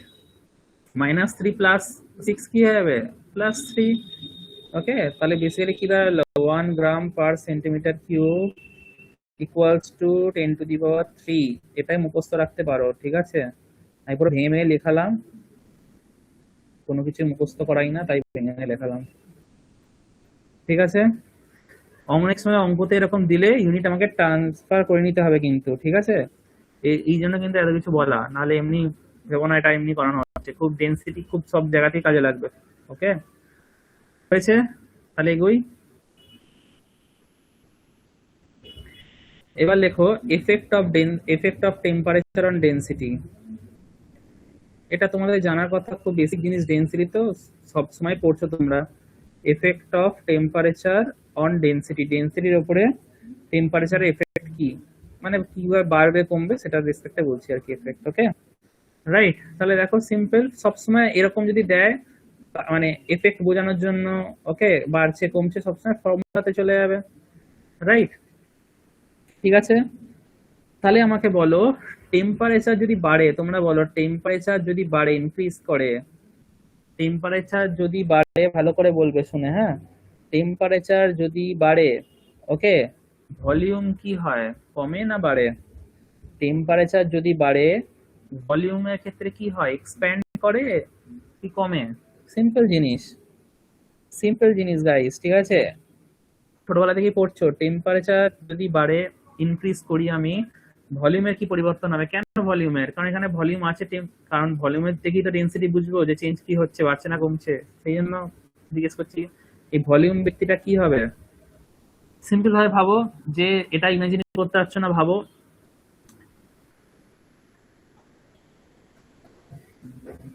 আমি জিজ্ঞেস করলাম, ইনক্রিজ করে, সবাই উত্তর দিয়েছে, ভেরি গুড, তাই তো। ভলিউম সবসময় ইনক্রিজ করে, তাই তো, এক্সপ্যান্ড করে, রাইট। ভেরি গুড, তাই তো। ওকে, তাহলে ভলিউম যদি বাড়ে, নিচের টার্মটা যদি বাড়ে, একটা ইকুয়েশনের মাস তো কনস্ট্যান্ট, মাসে কোনো চেঞ্জ হবে না। ওকে, মাসে টেম্পারেচারের সাথে কোনো সম্পর্ক নেই, ঠিক আছে, কোনো নো চেঞ্জ। ওকে, নো চেঞ্জ। ওকে, তাহলে ভলিউম যদি বাড়ে, তাহলে একটা ইকুয়েশনের ধরো উপরে 5 আছে, একবারই বলছি, হ্যাঁ, পরের বার থেকে কিন্তু নিজে থেকে এটা বুঝে নেবে। তাহলে তলে ধরো 10 আছে, তার 10টা যদি বেড়ে যদি 15 হলো, তাহলে পুরো ইকুয়েশনের মানটা কমলো না বাড়লো? কমে যাবে। ডিনোমিনেটর যত বাড়ে আর উপরটা যদি কনস্ট্যান্ট থাকে, আমরা আরএসি তো দেখেছি না, আলাদা আলাদা কন্ডিশনে ফ্যাক্টরস এফেক্টিং, মনে হচ্ছে র্যাঙ্কিন সাইকেল, এই আরএসি তে দেখেছি ম্যাক্সিমাম, রাইট। আর সিওপি কি হচ্ছিল মনে আছে, ওয়ার্ক ইনপুট কি হচ্ছিল, সব এই জিনিস কনসেপ্টই পড়েছি আমরা। তার নিচেরটা বাড়লে, উপরে যদি কনস্ট্যান্ট থাকে, এর ভ্যালুটা কি হবে, কমে যাবে, তাই না, ডেন্সিটিটা, রাইট। তাহলে ভলিউম বাড়লে এখানে ডেন্সিটি উইল কি, ডেন্সিটি উইল ডিক্রিজ, ঠিক আছে। তাহলে অন ইনক্রিজিং টেম্পারেচার, তাহলে অন ইনক্রিজিং টেম্পারেচার বাড়লে ডেন্সিটি কি হবে, ডিক্রিজ করবে, তাই তো। এন্ড ভাইস ভার্সা উল্টোটাও ভেবে নাও। ওকে, বুঝে গেলে? এবার হচ্ছে effect of pressure. Effect of pressure, এত সবই কিন্তু আমরা ডেন্সিটি নিয়ে পড়ছি এতক্ষণ ধরে, দেখো এইটুকুনি ডেন্সিটি নিয়ে এত কিছু পড়ছি আমরা। এফেক্ট অফ প্রেসার, ঠিক আছে। প্রেসারটাও তোমরা জানো, বুঝে গেছো আশা করছি, অলরেডি উত্তর আসা শুরু হয়ে গেছে, তাই তো। টেম্পারেচার যদি বাড়ি, বলছি, সরি, এটা তো প্রেসারের কথা বলছি। প্রেসার যদি বাড়াই, রাইট, কি হবে? প্রেসার বাড়ালে ভলিউম কমবে, তাই না? রাইট। আমরা এলপিজি সিলিন্ডারেও তো হাইলি প্রেসারাইজড ভাবেই তো রাখি, তাই না? ওইটুকুর মধ্যে ধরাই, রাইট? Simple concept. প্রেসার বাড়লে ভলিউম কমবে, তাহলে ভলিউম যদি কমে, নিচেরটা যদি ডিনোমিনেটর কমতে থাকে, পুরো টার্মটা কি হবে? বাড়বে ভ্যালু, তাহলে ডেন্সিটি উইল ইনক্রিজ, তাই তো? রাইট। তাহলে প্রেসার যদি ইনক্রিজ করে, উল্টো টেম্পারেচারের উল্টো, তাহলে ডেন্সিটি ইনক্রিজে। সব কিন্তু ইকুয়েশন থেকেই পেয়ে যাবে, ঠিক আছে? কোনো কিছু ঘাবড়ানোর কিছু নেই। ক্লিয়ার? ফাইন, বোঝা গেল? চলো, ডেন্সিটি কখন ম্যাক্সিমাম হয়, ডেন্সিটির মানটা কখন ম্যাক্সিমাম হয় ওয়াটারের ক্ষেত্রে? জেনে রাখবে 4 ডিগ্রি সেলসিয়াসে, ঠিক আছে? 4 ডিগ্রি সেলসিয়াসে কিন্তু ওয়াটারের ডেন্সিটির মানটা সব থেকে ম্যাক্সিমাম হয়। ওকে ফাইন, লেখো for water density is maximum. এটা একটা অবজেক্টিভও দিতে পারে, ঠিক আছে? At 4 degree Celsius. Okay fine. আর সব থেকে ইম্পর্টেন্ট, ডেন্সিটি কত? Water density 1000 kg per metre cube. একদম মাথায় ঢুকি না ভালো করে, সব অঙ্কতেই কাজে লাগবে, ঠিক আছে? সব অঙ্কতে, এটা কিন্তু দেওয়া থাকবে না, ঠিক আছে? ওকে, এটা বেসিক জিনিস, ঠিক আছে? এটা ওয়াটার ডেন্সিটির মান, ঠিক আছে? ডেন্সিটি কিন্তু আলাদা আলাদা সাবস্টেন্সের কিন্তু আলাদা আলাদা হয় গাইস, ঠিক আছে? তাহলে কয়েকটা সাবস্টেন্স আমাদের জেনে রাখা দরকার, যদি অঙ্কতে দেয়, যদি মেনশন করে না দেয়, আমাদের কিন্তু এক্সামে অ্যাজিউম করে করতে হবে, ঠিক আছে? ওকে, আর নলেজের জন্য জানা দরকার। ডেন্সিটি অফ, লেখো না, ডেন্সিটি অফ কমন ফ্লুইডস, মানে কয়েকটা লিখে দিচ্ছি আর কি তোমাদের। Density of common fluids at 20 degree Celsius and 1 atomic pressure, ঠিক আছে? এটা স্ট্যান্ডার্ড প্রেসার এন্ড টেম্পারেচার, ঠিক আছে? ওকে, এই টেম্পারেচার এন্ড প্রেসারে কয়েকটা ফ্লুইডের আমি ডেন্সিটি তোমাদের মান লিখিয়ে দিচ্ছি, ঠিক আছে? ওয়াটার ছাড়া আর কি, ওয়াটারটা তো চলো আমাদের ইয়ে হয়ে গেছে। এটা ধরো এয়ার, ঠিক আছে? এয়ারের ডেন্সিটি কত? ঠিক আছে, এয়ারের ডেন্সিটি খুবই কম, তোমরা না হালকা, ঠিক আছে? 1.205 পয়েন্ট আছে, হ্যাঁ? পয়েন্টটা ভুলে যাও না বসাতে, kg per metre cube, right? তারপরে অঙ্কতে তোমরা অয়েল পাবে, অয়েল, ঠিক আছে? অয়েল ইজ অলসো ফ্লুইড, তাই তো? ওয়াটার ছাড়া এই সাবজেক্টে কি আসবে অঙ্কতে? অয়েল আসবে, আলাদা সিচুয়েশন। ওয়াটার নিশনে অয়েল দেওয়া হয়েছে, ধরো লুব্রিকেশনের জন্য দিচ্ছ দুটো স্যাপ, দেখবে ঘুরছে, ঠিক আছে? একটার মধ্যে একটা ঘুরছে, বা যে কোনো মেশিন পার্টসে আমরা কি লুব্রিকেশন দিই, তাই না? রাইট, অয়েল, তার লুব্রিকেশনের জন্য কি দিই? অয়েল দিই, তাই না? আর আমরা আগের দিনও পাওয়ারে পড়লাম, ইঞ্জিন অয়েল দিই, তাই না? সবকিছুরই একটা ডেন্সিটি আছে ওদেরও, অয়েলেরও, তাই তো? তাহলে অয়েলের কি হবে? 750 থেকে 850 রেঞ্জ আর কি। Okay, kg per metre cube, right? তারপরে হচ্ছে মোস্ট একটা ইম্পর্টেন্ট ব্যক্তি এই সাবজেক্টের জন্য, মার্কারি, ঠিক আছে? মার্কারি, তোমরা ল্যাবেও যখন যাবে, এক্সপেরিমেন্টও যখন করবে, মার্কারি দেখতে হবে, ঠিক আছে? 13580, ঠিক আছে? বা যেটাকে নিয়ারলি 1360 ধরে করা হয় আর কি, রাউন্ড ভ্যালু, ঠিক আছে? ওকে, এটা হচ্ছে এক্সাক্ট মান, বাট এটাই কিন্তু সব জায়গায় পাবে, ঠিক আছে? রাউন্ড আপ করে 13,600, কত বেশি দেখতে পাচ্ছ? ঠিক আছে, ফাইন, বোঝা গেল? ক্লিয়ার? এইটুকুনি সবার ক্লিয়ার? ডেটাগুলো একদম মাথায় ঢুকিয়ে রাখো, ঠিক আছে? বুঝলে, অনেক ইনফরমেশন আজকে মাথায় যাবে। এইবার ধরো তোমাদের একটা আমি ব্লক, এটা ধরো এরকম একটা কিউব আমি ধরছি, হ্যাঁ? কিউব, এটা কিউব, ঠিক আছে? এটা ধরো এর ভলিউম হচ্ছে, ভলিউম মানে সব দিক হচ্ছে 1 মিটারের আর কি। ভলিউম তো সব দিক যদি 1 মিটার, এইদিকে 1 মিটার, এদিকে 1 মিটার, এইদিকে 1 মিটার, তাহলে আয়তন কত হলো? 1 মিটার কিউব হলো ভলিউম, তাই না? 1 মিটার কিউব হলো ভলিউম। তোমাকে যদি বলি, ঠিক আছে, এই সেম ভলিউমের, ঠিক আছে, আমি দুটো সাবস্টেন্স নিচ্ছি, একটা মার্কারি নিচ্ছি, একটা মার্কারি নিচ্ছি, একটা মার্কারি নিচ্ছি, আর একটা এয়ার নিচ্ছি, ঠিক আছে? তোমাকে আমি জিজ্ঞেস করি, বলো তো দুটোর মাস কি সেম হবে? উত্তর কি হবে? সেম ভলিউমের, ঠিক আছে, সেম আয়তনের, ঠিক আছে, আমি মার্কারিও নিচ্ছি, এয়ারও নিচ্ছি। এবার তোমার প্রশ্নটা হলো যে গাইস, যে আমাকে বলো যে দুটোরই ক্ষেত্রে কি মাস কি সেম হবে, দুটোর ক্ষেত্রে কি মাস সেম হবে? হুম, দুটোর কেসে কি মাস সেম হবে? উত্তর কি দেখি শুনি। দুটোর কেসে কি মাস সেম হবে? ডেনসিটি সমান ফর্মুলা কি? ডেনসিটি সমান হচ্ছে মাস বাই ভলিউম। তাহলে যদি মাস তোমাকে জিজ্ঞেস করা হয়, মাস সমান কি, গুণ করে দাও ডেনসিটি ইনটু ভলিউম, তাই না?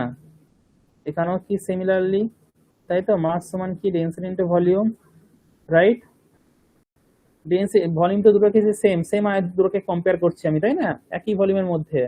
তাহলে এইবার আমাকে বলো এর এর ডেনসিটি কত?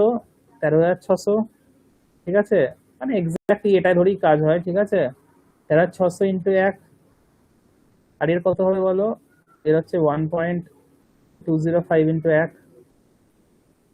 ঠিক আছে। এগুলো কিন্তু সব ইন্টারভিউতে জিজ্ঞেস করবে, ঠিক আছে। তাহলে এত কেজি, আর এর হচ্ছে 1.205 কেজি। এক হলো দুজনের মাস, এক হলো। তার মানে ডেনসিটি রোলটা বুঝতে পারছো? ডেনসিটি রোলটা বুঝতে পারছো? তাহলে ডেনসিটি কি রিপ্রেজেন্ট করে? ডেনসিটি কি রিপ্রেজেন্ট করে? ডেনসিটি রিপ্রেজেন্ট করে হচ্ছে heaviness of fluid, heaviness of fluid, heaviness of fluid, okay.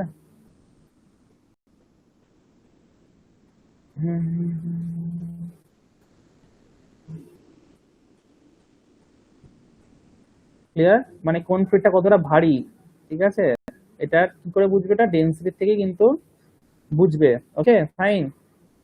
Same তোমরা এখন ছোটবেলায় পড়েছিলে, ঠিক আছে, condition of flotation, okay, condition of flotation মনে পড়ছে? ধরো এটা ফ্রি সারফেস, এটা জল আছে, ওকে, ওয়াটার আছে, ওয়াটার আছে, ঠিক আছে, পানি, ঠিক আছে, পানি হ্যাঁ, ওকে ফাইন। এইবার আমাকে বলো তো, সব বস্তুই তুমি যদি জলে দাও সবাই কি ডুবে যাবে? যে কোনো বস্তু যদি জলে, ধরো পাশে পুকুর আছে, তুমি ছুটছো, সব কটা কি ডুবে যাবে? না, ডুববে না, ঠিক আছে। কারা ডুববে? যার ডেনসিটি বেশি ওয়াটারের থেকে, রাইট।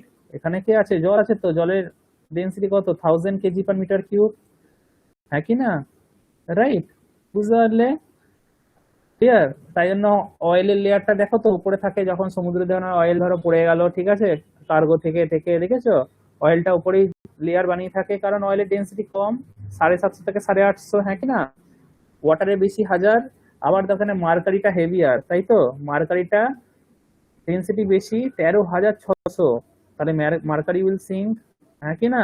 বুঝতে পারছো কনসেপ্টটা? যে কোনো লোহা, আয়রন, আয়রনের ডেন্সিটি 7,850 এরকম, ওকে, তাহলে ও ডুবে যাবে। বুঝতে পারলে? ফাইন।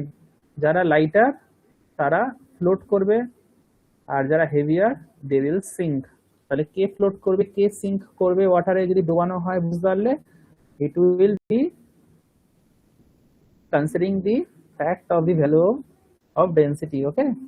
বোঝা গেল? You have to determine. Clear? বুঝলে? আশা করছি ডেন্সিটি সম্বন্ধে যা কিছু বলার সব বলে দিয়েছি, ঠিক আছে, এর বাইরে কিন্তু কিছু নেই, ওকে। বুঝলে? হুম। তারপর হচ্ছে কি, এবার লেখো স্পেসিফিক ভলিউম। এটাও কিন্তু থার্মাল ইঞ্জিনিয়ারিং আমরা পড়েছিলাম, মনে আছে? ইন্টেন্সিভ প্রপার্টি, এক্সটেন্সিভ প্রপার্টিতে স্পেসিফিক ওয়ার্ডগুলো ইউজ করেছিলাম, এখানেও ছিল স্পেসিফিক ভলিউম। বলো তো intensive property, extensive property objective আসবে তো ক্যাম্পাসিং এ। স্পেসিফিক ভলিউম, তাহলে যখনই স্পেসিফিক বলতাম কি বলতাম? তলায় কার দিয়ে ডিভাইড হবে? মাসের দ্বারা ডিভাইড হবে, তাই না। স্পেসিফিক এনথালপি যা দেখছো তোমরা, স্পেসিফিক এনথালপি, তাই তো, H/m। স্পেসিফিক এন্ট্রপি কি হতো? তাই তো, তাহলে সব ডিভাইড বাই এম, মাস হয়, তাই তো। তাহলে এটাও কি হবে সিমিলারলি? কার কথা বলছে? ভলিউমের কথা।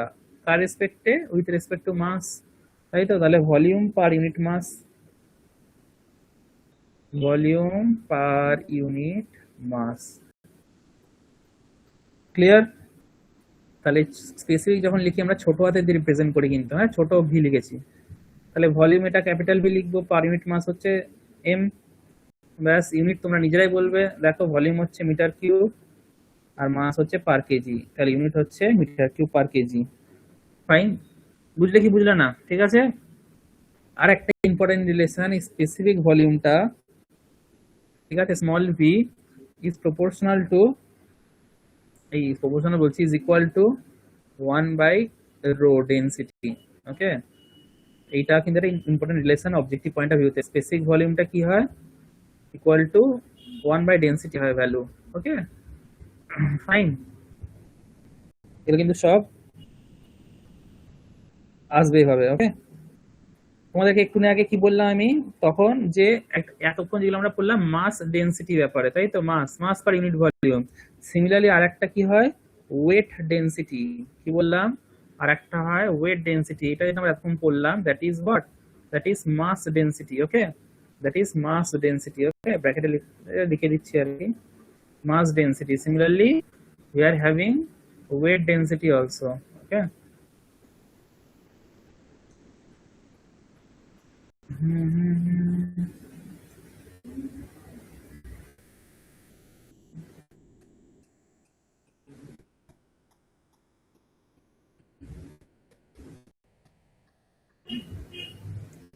ওয়েট ডেনসিটি ওটাকে কি বলা হয়, স্পেসিফিক ওয়েট। খুব ইম্পর্টেন্ট জিনিস, ঠিক আছে, যখন নিউমেরিক্যালস করবে বুঝতে পারবে অন্য চ্যাপ্টারে। or specific weight, that is omega। ঠিক আছে, লিখেছো? তাহলে এটা সিম্পল ওয়েট ডেনসিটি, মানে আগে যেরকম ছিল মাস পার ইউনিট ভলিউম, এখানে ওয়েট পার ইউনিট ভলিউম করবো, আর কিছুই নয়। ঠিক আছে, দ্যাট ইজ হোয়াট, আগেরটা ছিল mass per unit volume, simple simple জিনিসই, weight per unit volume.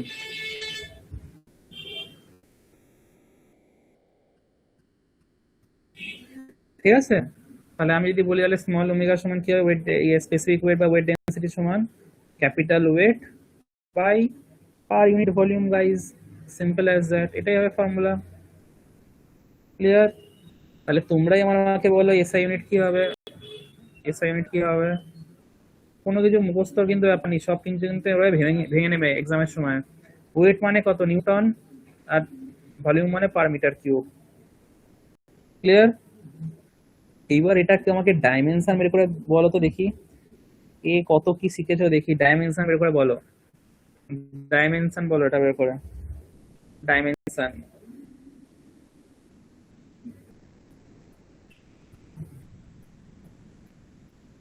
Dimension বলো দেখি।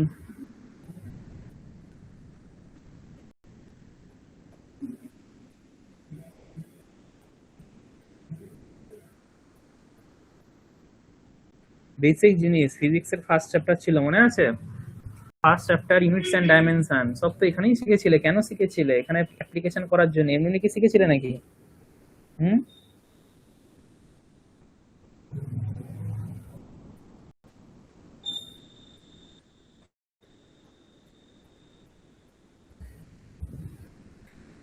বের করা ফটাফট। কি হবে বলো? ভেরি সিম্পল গাইজ, ঠিক আছে। ওয়েটের ইউনিট, ওয়েট ইউনিট কি, কিসের রেসপেক্টে, নিউটন রেসপেক্টে বলি, তাই না? আর নিউটন মানে কি, ফোর্স, তাই না, ফোর্স।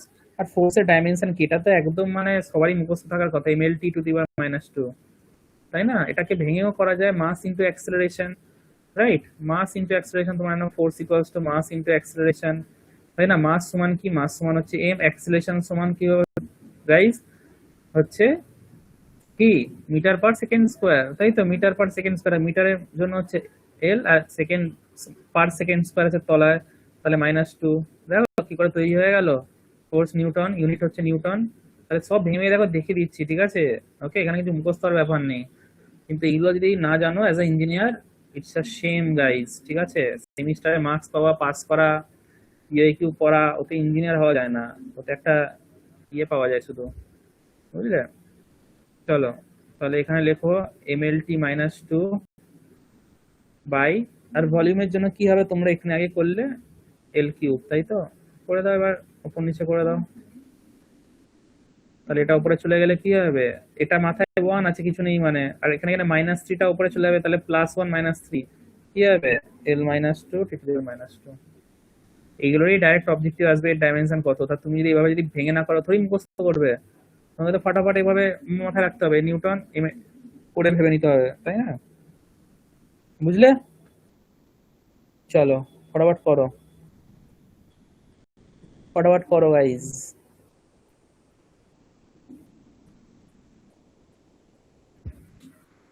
হয়েছে?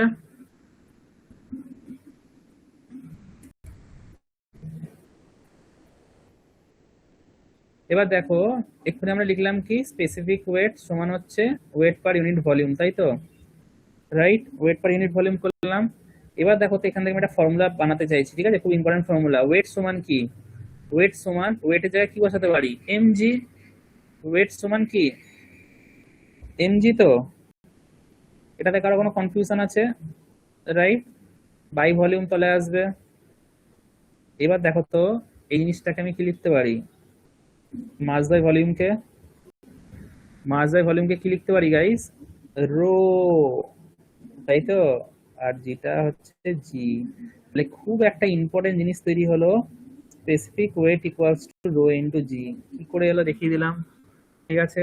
ক্লিয়ার? ফর্মুলার পর ফর্মুলা তৈরি হয়ে যাচ্ছে, তাই তো? বুঝেছো? কারো কোনো কনফিউশন? কনফিউশন হওয়ার কোনো কথাই নয়, ঠিক আছে? এবার লেখো for water, for water at 4 degree Celsius and 1 atm pressure,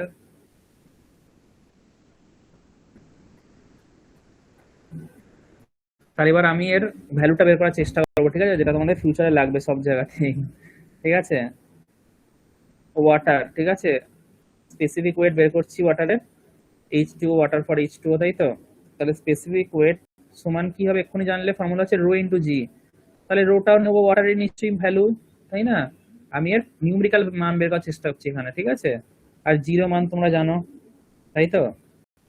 right, তাহলে ওয়াটারের বলো ডেন্সিটি কত? 1000, তাই তো? আর জি এর মান হচ্ছে 9.81। রাইট, স্পেসিফিক ওয়েট এটা লিখছি আমরা, রাইট? আর এখানে ইউনিট কি হবে বলো তাহলে?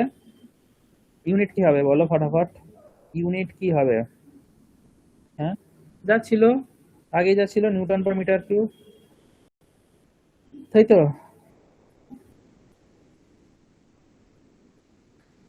এই যে নিউটন পার মিটার কিউব তো ছিল এর মান, তাই না? এর ভ্যালু তো নিউটন পার মিটার কিউব তো ছিল স্পেসিফিক ওয়েটে।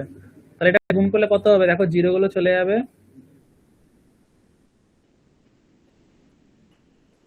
ব্যাস এখান থেকে আমাদের ফর্মুলা তৈরি হচ্ছে স্পেসিফিক ওয়েটেরটা। ফর্মুলা হচ্ছে 9810 নিউটন পার মিটার কিউব, মানে এর নিউমেরিক্যাল ভ্যালু। এটা তো ফর্মুলা, এটা তো স্পেসিফিক ওয়েটের ফর্মুলা, ঠিক আছে? Specific weight equals to rho g, আর এটা নিউমেরিক্যাল মান কত হচ্ছে? 9810 newton per metre cube. Okay fine, right? এটা নিউটন পার মিটার কিউবের রেসপেক্টে।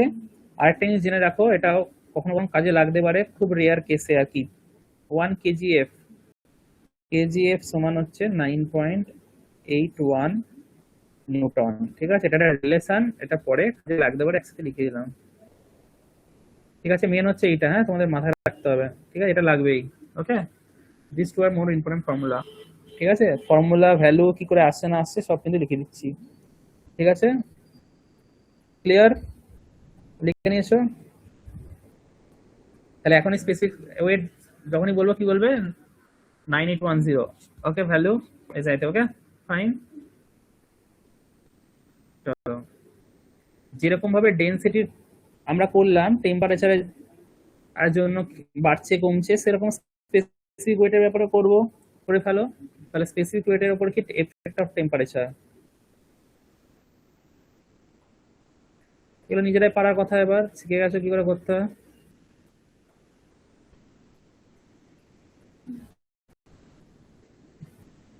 এফেক্ট অফ টেম্পারেচার, তাহলে দেখো নিজেরাই করতে পারবে। তাহলে দেখো specific weight equals to rho into g, তাই না? এবার তুমি আমাকে বলো, এক্ষুনি আমরা করলাম টেম্পারেচার যদি বাড়ে, এবার এখানে কে জি তো ফিক্স, ঠিক আছে? জি ফিক্স মানে ইউজুয়ালি ফিক্স, ঠিক আছে, নর্মাল। কিন্তু জি যদি এখন তুমি যদি আর্থের ওপর যত উপরে যাও, আবার জি মান কমবে, তাই না? নিচে যাও towards the centre of the earth কমবে, তাই না?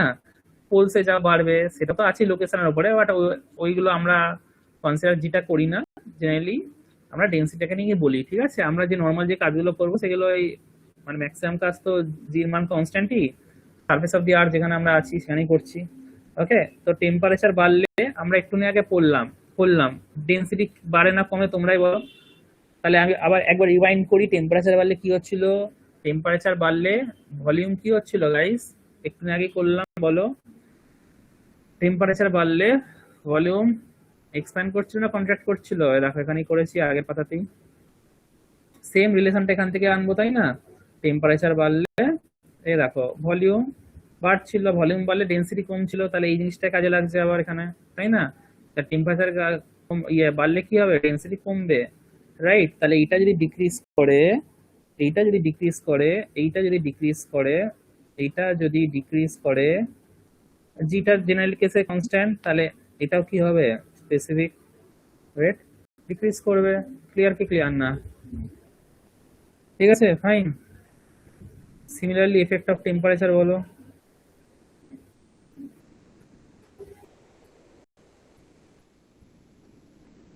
এই temperature pressure,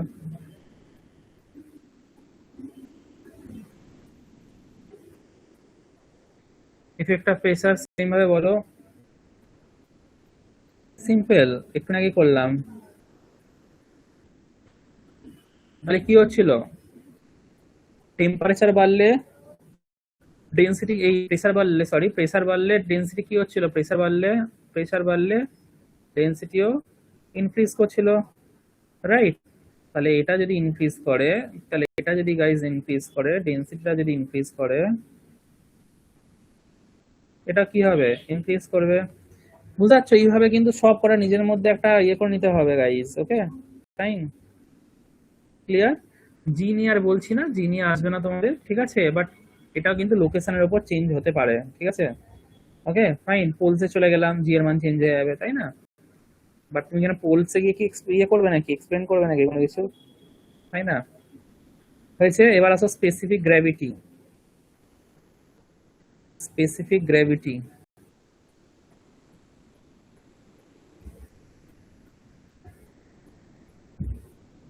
specific gravity is denoted by small s, ঠিক আছে?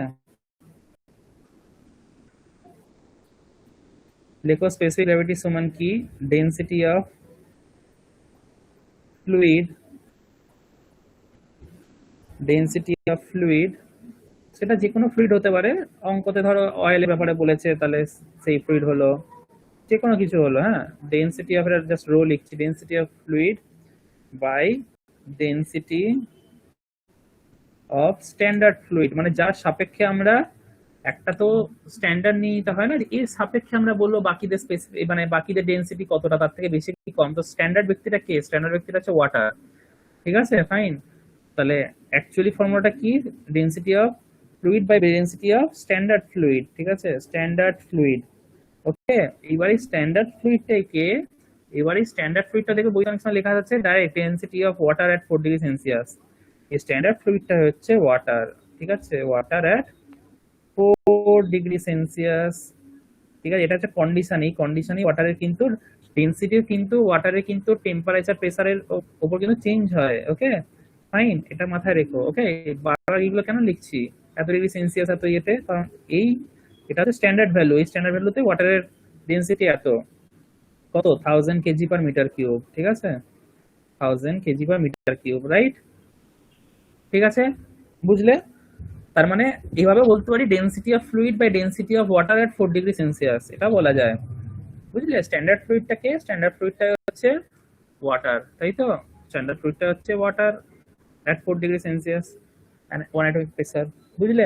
ফাইন। তাহলে যা যে কারোর অন্য ফ্লুইডের আমরা ডেন্সিটি স্পেসিফিক যখন গ্র্যাভিটি যখন বোঝাই, তখন কি ওয়াটারের সাপেক্ষে, মানে হাজারের সাপেক্ষে সে কত বেশি কম আমরা বোঝাই, বুঝলে? এক্সাম্পল দিয়ে বলে দিচ্ছি, কোনো অসুবিধা নেই।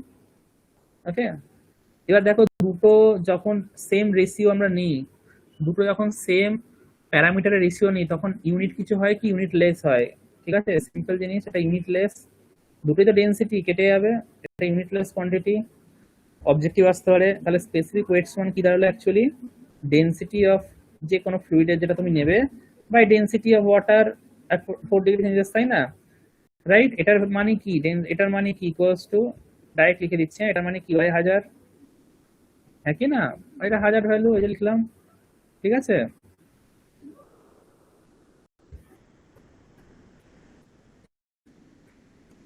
ক্লিয়ার? তাহলে এবার মার্কারি ব্যাপারে নিয়ে, ঠিক আছে, আমি যদি বলি মার্কারি স্পেসিফিক গ্র্যাভিটি বলো কত, মার্কারি যদি বলি, রাইট, তাহলে এস অফ মার্কারি আমি যদি বের করি, এইচ জি, মার্কারির রিপ্রেজেন্টেশন হচ্ছে এইচ জি, কেমিস্ট্রিতে জানো। তাহলে তুমি কি বলবে, সিম্পল, তাহলে বলবো স্যার ডেনসিটি এখানে কার বসাবো, মার্কারি বসাবো, এইচ জির ডিভাইড বাই 1000 করবো, বা ওয়াটার ইয়ার ওয়ান লিখতে পারো একই, ঠিক আছে, ডাইরেক্ট বসিয়ে দিচ্ছি 1000 ভ্যালু। তাহলে এবার বলো এখানে মার্কারি কত, 13600 বাই 1000, তাহলে কত হবে কেটে, 13.6, ঠিক আছে, 13.6, তাই তো, হ্যাঁ কি না, যেটা কিনা গ্রেটার দেন 1, তাই তো। তাহলে স্পেসিফিক গ্র্যাভিটি কি একের থেকে বেশি মার্কারির, 13.6 ভ্যালু, ডাইরেক্ট এরকম জিজ্ঞেস করতে পারে স্পেসিফিক গ্র্যাভিটি অফ মার্কারি কত, ঠিক আছে, তুমি বলে 13.6 অবজেক্টিভে, এইগুলো হচ্ছে এক্সপ্লেনেশন, সব উইথ এক্সপ্লেনেশন হয়ে যাচ্ছে কিন্তু তোমাদের, হ্যাঁ, ঠিক আছে, ফাইন, ক্লিয়ার। আর একের বেশি, তাহলে ওয়াটারের যে একের বেশি হবে সে সিঙ্ক করে যাবে জলে, আর যে কম হবে সে ফ্লোট করবে। সিমিলারলি যদি অয়েলের বলো, যদি অয়েলের যদি হতো, তোমরা নিজেরাই বলো, অয়েলের যদি হতো কি হতো, অয়েলের 750 থেকে 850 রেঞ্জ, তাই তো বলেছি, রাইট। তাহলে 800 ধরো, ঠিক আছে, এটা ধরে নাও 800, রাইট, 800 বাই 1000 কি হতো, 0.08, তাই তো, লেস দেন 1, বুঝলে? তো এইভাবে কিন্তু জিজ্ঞেস করতে পারে, ঠিক আছে, ক্লিয়ার? বলো গাইজ, বোঝা গেল?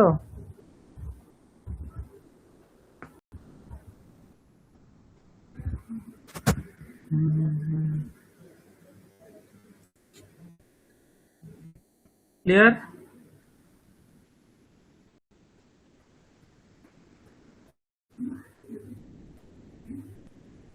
আজকে তাহলে লাস্ট টপিকে আমরা আসছি, বিশাল চাপ ব্রেন দেওয়া যাবে না। লেখো কোহেশন এন্ড অ্যাডিশন। কোহেশন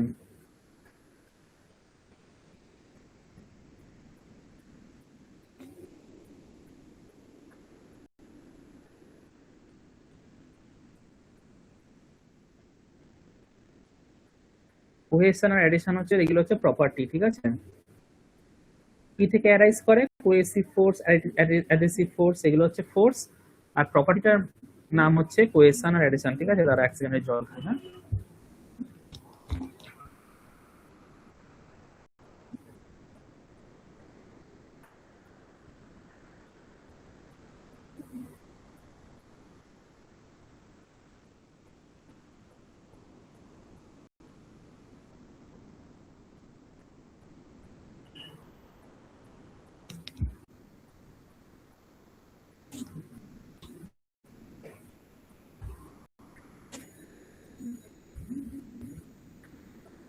তাহলে কোহেশন হচ্ছে একটা প্রপার্টি যেটা কোহেসিভ ফোর্স কাজ করার জন্য হয়, আর অ্যাডিশন হচ্ছে একটা প্রপার্টি যেটা অ্যাডিসিভ ফোর্স কাজ করার জন্য হয়, ঠিক আছে, ফাইন। তাহলে সিম্পল ভাবে বলি, লেখো force of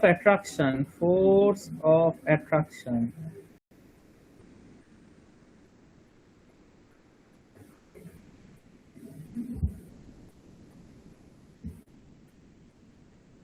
between same molecules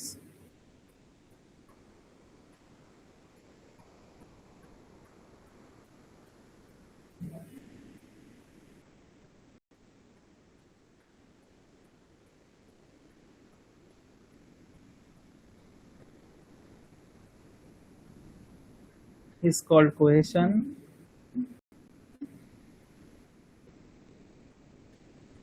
and force of attraction between different molecules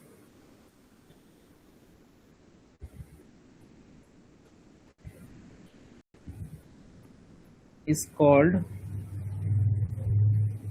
adhesion. একটা কথা সবাইকে বলছি, তোমাদের ফ্লুইড মেকানিক যতটা যা পড়াবো, ঠিক আছে, তোমরা জানোই আগের বারেরও নিউমেরিক্যাল সাবজেক্টে কত কত অঙ্ক, কম্প্রেসার বলো, এ বলো, হিট ট্রান্সফার বলো, ঠিক আছে, সবকিছু বলো। তার থেকে বেশি কিছু মাথা মাথায় যেমন না, সব কিন্তু খিচুড়ি হয়ে যাবে এক্সামে, ঠিক আছে, বোঝা গেল? তো যতটুকু পড়ছি it is more than enough. এতটুকু যদি মাথায় রেখে যদি এক্সাম দিতে পারো, বা ফিউচারের জন্য যা করাচ্ছি জেনে রাখো, তোমাদের আমি পাওয়ারে যে লেভেলের অঙ্ক করাবো, ফ্লুইডে যে লেভেলের অঙ্ক করাবো, সবকিছু তোমরা ফিউচারে কখনো কখনো, ফিউচারে 2 বছর পর হোক, 1 বছর পর হোক, যা হোক, কখনো কখনো তো জব করতে করতে হোক, ইয়ে করতে হায়ার স্টাডিজ করবে, সব কিছু ডিটো কাজে লাগবে, ঠিক আছে, আমার অঙ্ক করানো। তখন বুঝবে যে হ্যাঁ, কোথাও একটা পড়েছিলাম, যে লেভেলের অঙ্ক করেছিলাম। আগের সেমিস্টার গুলোরও তাই, আর এই সেমিস্টার গুলো সেম। পাওয়ার ইঞ্জিনিয়ারিং যা করে ফ্লুইডে, আমি তোমাদের কোশ্চেন তুলে দেখিয়ে দেবো এবারেরও সেমিস্টারে আসা, ঠিক আছে, হায়ার স্টাডিজ এর যে ডাইরেক্ট তোমাদের যে অঙ্ক করাচ্ছি সেই অঙ্কই আসছে, ঠিক আছে। তো সিরিয়াসলি নাও, এখানে শুধু ওই পাস করার জন্য পড়ো না, এইসব সাবজেক্ট গুলো অঙ্ক করছো, এগুলো এগুলো পরে কিন্তু টাকা দিয়েও যে লেভেলের অঙ্ক করাবো সে লেভেলের অঙ্ক সবার কিন্তু মাথায় ফিউচারে ঢুকবে না। ওকে, তো সবকিছু কিছু না কিছু মানে ফিউচারে কোথাও না কোথাও কাজে লাগে, মাথায় রেখো, ঠিক আছে। কিছু ক্যাম্পাসিং লাগবে, কিছু এতে লাগবে, বা কোথাও তুমি রিটেনে যখন বসবে, ঠিক আছে, এই সবকিছু তো অবজেক্টিভ কাজে লাগবে, তাই না? রাইট, যেগুলো ধরো পাম্পের কোম্পানি, একটা এক্সাম্পল বলছি আর কি, কম্প্রেসারের কোম্পানি, সেখানে ফ্লুইড মেকানিক্স এর কোয়েশ্চেন্স থাকবে। ওকে, তো এইগুলো কোনো কিছু ওয়েস্ট যায় না। ওকে, যে তোমরা সেমিস্টারের নাম্বার যে স্কোর করছো সেগুলোরও ভ্যালু আছে, শুধু ক্যাম্পাসিং এর জন্য নয়। ফিউচার অনেক অপশনস থাকে, মানে অনেক অপরচুনিটিস থাকে, যেখানে ওই নাম্বারটি তোমার স্ক্রিনিং পারপাসে ইউজ হয়, বুঝলে? তো ওইগুলো পরে আমরা ডিসকাশন করবো। তো দেবো না যে কোনো কিছুর ভ্যালু নেই, ঠিক আছে। জীবনে যেরকম সব মানুষই কাজে দেয় কিছু না কিছু কারণে, এখন কাজে দিচ্ছে না, ফিউচারে কাজে দেবে, আমি এটা মনে করি, পার্সোনালি ফিল করি, ঠিক আছে। সিমিলারলি এক্ষেত্রেও তাই, ঠিক আছে। এর মধ্যে আমি একটা বিকার রাখলাম।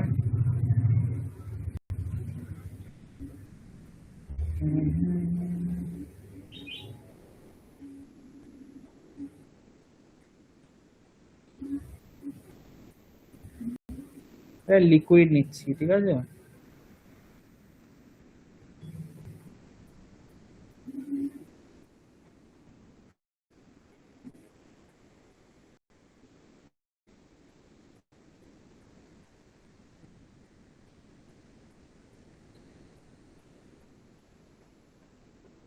একটা বিকার নিয়েছি, এটা কি দিচ্ছি, ট্রায়াঙ্গেল মতো একটা ফ্রি সারফেস কে বোঝায়, ঠিক আছে। উপরের সারফেসটাকে এটা ট্রায়াঙ্গেল, মানে এটা হচ্ছে ফ্রি সারফেস, ঠিক আছে, উপরের লেয়ারটা একদম লিকুইডের। ওকে, এটা এগুলো রিপ্রেজেন্ট করে। ওকে, এবার দেখো এখানে আমি এগুলো কি গেছি, মলিকিউলস এঁকেছি, ঠিক আছে, লিকুইডের মলিকিউলস, ঠিক আছে, বোঝানোর জন্য আর কি। তাহলে কোহেশন কি বলছে, কোহেশন বলছে force of attraction between same molecules, ঠিক আছে। সেম মলিকিউলস এর মধ্যে যে ফোর্স অফ অ্যাট্রাকশনটা কাজ করে সেটাকে আমরা বলি হচ্ছে, ফোর্সটার নাম হচ্ছে কোহেসিভ ফোর্স, আর প্রপার্টিটার নাম হচ্ছে কোহেশন, ঠিক আছে। তাহলে দেখো তো, এই মলিকিউল, এই ব্যক্তিটার সাথে এই ব্যক্তিটার যে ফোর্স অফ অ্যাট্রাকশন কাজ করছে, এই ব্যক্তিটা এই মলিকিউলটার মধ্যে, ঠিক আছে, এই মলিকিউলটার সাথে এই মলিকিউলটার, এগুলো কি কি এগুলো তাহলে কি ফোর্স হবে, এগুলো কোহেসিভ ফোর্স হবে, ঠিক আছে। এরা চেষ্টা করে নিজেদেরকে একসাথে বাইন্ড করে রাখার, ঠিক আছে, বোঝা গেল কি বললাম? এরা একে অপরকে ছাড়তে চায় না, বুঝলে? তারা চেষ্টা করে যে ওই কোহেসিভ ফোর্সের মাধ্যমে একসাথে বাইন্ড থাকার, বুঝলে কি বললাম? সিম্পল অ্যাজ দ্যাট, ছবিটা শুধু মনে রাখো, মাথায় থাকবে। তাহলে সেম মলিকিউলস এর মধ্যে যে ফোর্স অফ অ্যাট্রাকশনটা কাজ করে তাকে আমরা বলি কোহেসিভ ফোর্স, এন্ড প্রপার্টিটা কি বলি আমরা, কোহেশন বলি, ঠিক আছে। তাহলে এখানে অ্যাডিশনটা কি দেখো, force of attraction between different molecules, তাই তো, ডিফারেন্ট মলিকিউলস। ওকে, ফাইন। এবার দেখো, এটা ধরো একটা গ্লাসের বিকার, ঠিক আছে, I have taken a beaker that is made up of glass, ঠিক আছে, ফাইন। তাহলে এই দেখো, এইখানে তো এই গ্লাসের মলিকিউলস গুলো আছে, ঠিক আছে, এই যে এখানে গ্লাসের মলিকিউলস গুলো আছে, হ্যাঁ কি না, রাইট, মানে বোঝানোর জন্য তোমাদের বোঝাচ্ছি। আর এখানে ভেতর দিকে কে আছে, একদম এই যে গ্লাসের সাথে যে লেয়ারটা আছে, লিকুইডের গ্লাসের সাথে যে লেয়ারটা আছে, রাইট, এখানে এই যে ওয়াটারের, ঠিক আছে, লিকুইড এগুলো আছে, ঠিক আছে, মলিকিউলস গুলো। তাহলে এদের মধ্যে যে ফোর্স অফ অ্যাট্রাকশনটা, ওকে, ফাইন। ডিফারেন্ট মলিকিউলস বলেছে, তাহলে এটা হচ্ছে গ্লাসের মলিকিউল, ঠিক আছে, আর এটা হচ্ছে ওয়াটারের মলিকিউল। Okay fine. লিকুইডের মলিকিউল, তাহলে এদের মধ্যে যে ফোর্স অফ অ্যাট্রাকশনটা, এটা গ্লাস, এটা লিকুইড। ওকে ফাইন। এটা হচ্ছে কি অ্যাডহেসিভ ফোর্স। ওকে ফাইন, প্রপার্টিটা হচ্ছে অ্যাডিশন। ওকে, তাহলে দেখো যখনই ডিফারেন্ট মলিকিউল হয়ে আছে, মানে আলাদা আলাদা জিনিস, এটা দুটো লিকুইডও হতে পারতো। ফাইন। এখানে একটা গ্লাস আছে, গ্লাসের সাথে লিকুইড লেয়ার গুলো তুমি জলটা ভিতরে রেখেছো, তাহলে গ্লাসের সাথে এই লিকুইড লেয়ার এইগুলো টাচে আছে না একদম, যেগুলো মানে গ্লাসের সাথে যেগুলো যে লেয়ার গুলো আছে লিকুইড লেয়ার গুলো, রাইট? তাহলে সেই মলিকুলটা গ্লাসের মলিকুলটা মিলে এদের মধ্যে কি কোহেসিভ ফোর্স, এই অ্যাডহেসিভ ফোর্স কাজ করছে, ঠিক আছে, এন্ড প্রপার্টিটা হচ্ছে অ্যাডিশন, ঠিক আছে ফাইন। এবার মাথায় রেখো লিকুইডের ক্ষেত্রে কি বললাম, লিকুইডের ক্ষেত্রে কোহেসিভ ফোর্সটা হচ্ছে ডমিনেটিং, ঠিক আছে, মানে কোহেসিভ ফোর্সটা বেশি কাজ করে লিকুইডের ক্ষেত্রে, ঠিক আছে fine. Okay, cohesion is dominating, cohesion is more but dominating, whatever you can write, ঠিক আছে। সিমিলারলি তোমরা যদি দেখো, এখানে তো ফ্লুইডের নিয়ে কথা বলছি, লিকুইড নিয়ে কথা বললাম, যদি আমি এখানে গ্যাসের নিয়ে বলতাম, এক্সাম্পল যদি আমি গ্যাসের নিয়ে বলতাম, ঠিক আছে, গ্যাসে কোহেশন ফোর্সটা কম, ঠিক আছে, কোহেশন ফোর্স বলছি, কোহেসিভ ফোর্সটা কম। কেন কম দেখো, তোমরা জানো গ্যাসের মলিকিউল গুলো এরকম কি দূরে দূরে থাকে, তাই না? লিকুইডটা তো খুব কাছে কাছে থাকে, গ্যাসের মলিকিউল গুলো এরকম দূরে দূরে থাকে, তাই না? রাইট। তাহলে এই দূরে দূরে থাকার ফলে তাহলে কি হবে, এই যে এত কাছাকাছি যে মলিকিউল গুলো আছে লিকুইডের, এদের ফোর্স অফ অ্যাট্রাকশন আর এই দূরে দূরে থাকার এদের ফোর্স অফ অ্যাট্রাকশন কি এক হবে? কখনোই এক হবে না, বুঝতে পারছো? এটা গ্যাসে রেখেছি। ওকে ফাইন। আর এই গ্যাসের ক্ষেত্রে মলিকিউল গুলো কি র্যান্ডমলি মুভমেন্ট করে, এদিক ওইদিক দৌড়াদৌড়ি করে, রাইট? র্যান্ডমনেস আছে একটা, ঠিক আছে। তাই এর ক্ষেত্রে কি হবে, cohesion is negligible. Okay, due to লিখে নিতে ছোট, due to random movement of molecules.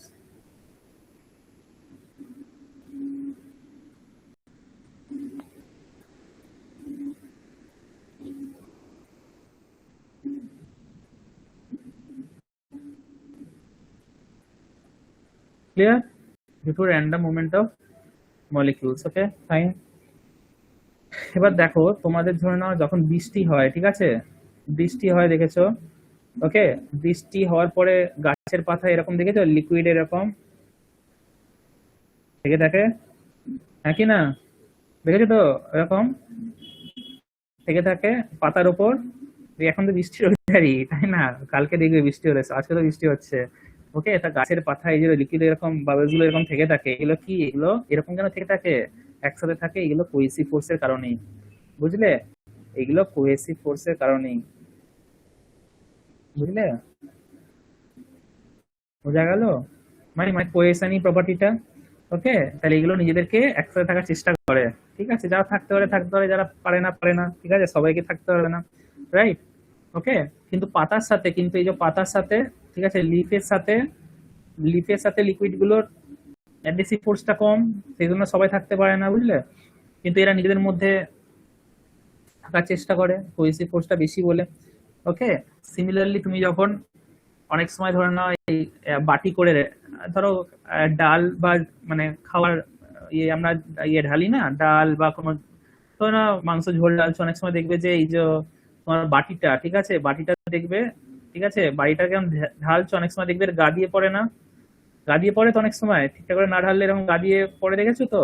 এগুলো জিনিসগুলো ইমাজিন করো, এগুলো ডেইলি লাইফে আমাদের ঘটে, রাইট? এটা কেন ঘটে? কারণ এখানে এই এই তোমার ধরে না ডালটা বা যাই হোক ঝোলটার সাথে এখানে একটা এই সারফেসটা অ্যাডহেসিভ ফোর্স কাজ করছে, তো নিজের সাথে একটা ফোর্স অফ অ্যাট্রাকশনের কারণেই তখন ওইভাবে নিজ দিয়ে পড়া শুরু করে, বুঝলে? ফাইন। তো এগুলো জাস্ট এক্সাম্পল দিলাম। ওকে, আর এদের সম্পর্কে একটা লাইন লিখে রাখো, ঠিক আছে। দেখো, cohesion enables the liquid to resist tensile load.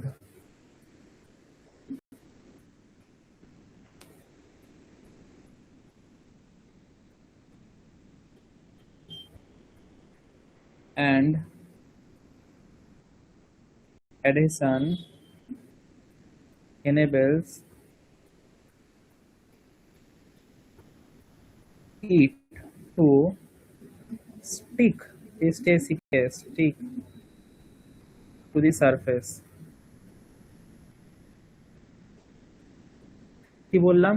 Cohesion enables the liquid to resist tensile load. মানে কোহেশন এমন একটা প্রপার্টি যেটা সবসময় চেষ্টা করে যে কোনো টেনসাইল লোডকে রেজিস্ট করার, কোনো টেনসাইল ফোর্স ওর উপর কাজ করছে ওটাকে বাধা দেওয়ার চেষ্টা করে, নিজেরা একসাথে থাকার চেষ্টা করে। ঠিক আছে, এরকম বললাম সবসময় প্রবণতা হবে একসাথে আমরা থাকবো। ঠিক আছে, তোরকে নিয়ে যাएंगे। ঠিক আছে, বোঝা গেল? ফাইন। আর অ্যাডিশন চেষ্টা কি করবে? সারফেসের সাথে স্টিক করে থাকার। ওকে, এই জলের বাবলসটাই যখন আবার ধরে নাও মাটিতে পড়বে, ঠিক আছে, ফ্লোরে পড়লো, তোমার ফ্লোরে, তখন আবার কি হয়ে যাবে? ফ্লোরে তখন এরকম এরকম এরকম হয়ে যায়, তো এরকম এরকম হয়ে যাবে, মানে ছড়িয়ে যাবে ব্যাপারটা, তাই না? ছড়িয়ে যাবে, তাই না? ছড়িয়ে যাচ্ছে কারণ কারণ এখানে আবার অ্যাডহেসিভ প্রপার্টি কিছুটা এর থেকে বেশি হওয়া শুরু করলে অ্যাডহেসিভ প্রপার্টির জন্য কিছুটা এরকম ছড়িয়ে যাচ্ছে, স্প্রেড করে যাচ্ছে, যেটা কথা ছড়িয়ে যাওয়ার কথা ইংলিশটা। ঠিক আছে, স্প্রেড করে যাচ্ছে। দেখলে ওয়াটারটা লিকুইডটা তুমি ঢাললে নিচে দেখবে স্প্রেড করে যাবে, বাবেল ফর্মে পুরো থাকতে পারে না, কারণ তখন ওখানে অ্যাডহেসিভ ফোর্সটা কিছুটা কাজ করছে। ঠিক আছে, তাহলে এগুলো সব কোহেশন এডিশনের কারণেই কিন্তু হচ্ছে গাইস। ঠিক আছে, ফাইন। ওকে, এবার লেখো একটা জিনিস, ধরো যদি টেম্পারেচার বাড়ে, অন ইনক্রিজিং টেম্পারেচার, এখন হচ্ছে আবার টেম্পারেচার ইনক্রিজ করবো, on increasing temperature, on increasing temperature, on increasing temperature, ঠিক আছে, on increasing temperature কোয়েশ্চেন কি হবে? বাড়বে না কমবে লিকুইডে? আমরা লিকুইড নিয়ে পড়ছি, ফ্লুইড মেকানিক্স, গ্যাস নিয়ে আলোচনা করে আমাদের লাভ নেই, এটা জাস্ট এক্সাম্পল দেওয়ার জন্য বললাম। তাহলে দেখো লিকুইডে যখন আমি টেম্পারেচার বাড়াবো আস্তে আস্তে, তখন কি হবে? র্যান্ডমনেস গুলো বেড়ে যাবে লিকুইডের মধ্যে, তাই না? র্যান্ডমনেস গুলো বাড়া স্টার্ট হয়ে যাবে, তাহলে ও নিজের জায়গায় যে স্টেবিলিটি মেনটেন করছে, ইকুইলিব্রিয়াম থাকবে না, এদিক ওদিক দৌড়াদৌড়ি করা স্টার্ট করবে। তাহলে তুমি বলো, দৌড়াদৌড়ি করা যদি স্টার্ট করে, তাহলে সেখানে কি কোহেশনটা তাদের কমবে না বাড়বে? ঠিক আছে, যেখানে সেই ইকুইলিব্রিয়াম স্টেবল ভাবে ছিল, ঠিক আছে, সেখানে কোহেশনটা ওদের বাড়বে না কমবে? সিম্পল ভাবে এরকম প্র্যাকটিক্যাল হতে ভাববে। যদি টেম্পারেচার বাড়ে কি হবে? Randomness of liquid will increase, randomness, তাই তো, randomness of liquid molecule, randomness of liquid molecule increases, তাই তো?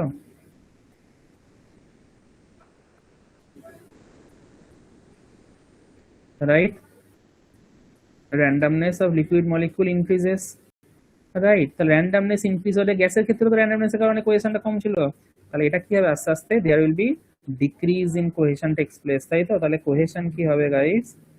কোহেশন কি হবে? কোহেশন will decrease, তাই তো? Cohesion will decrease, right? Clear? We are done with this part. আরেকটা জিনিস লিখে রাখো যেটা আমাদের পরের ক্লাসে লাগবে, আইডিয়াল ফ্লুইড। আইডিয়াল ফ্লুইড বলতে কাকে বোঝায়? আইডিয়াল ফ্লুইড, এটা পরে লাগবে, আজকে অনেক ক্লাসে কোনো লাগলো না। আইডিয়াল ফ্লুইড যখন আমরা বলছি, মেইন দুটো এর মধ্যে প্রপার্টি থাকতে হবে, মাথায় রেখো। একটা হচ্ছে যে ফ্লুইডটা কি রকম ফ্লুইড হতে হবে? ইনকম্প্রেসেবল, ওকে, মানে যাকে আমরা কম্প্রেস করতে পারবো না। ঠিক আছে, দ্যাট ইজ ইনকম্প্রেসেবল, ওকে, ফাইন। ওকে, যাকে কম্প্রেস করা পসিবল না, ইনকম্প্রেসেবল। আর যে ফ্লুইডের মধ্যে কি জিরো কোহেশন প্রপার্টি, কি বললাম? জিরো কোহেশন প্রপার্টি থাকবে। এই যে কোহেশন নিয়ে আলোচনা করলাম, তার মানে ফোর্স অফ অ্যাট্রাকশন লিকুইডগুলোর মধ্যে থাকবে না, জিরো কোহেশন প্রপার্টি।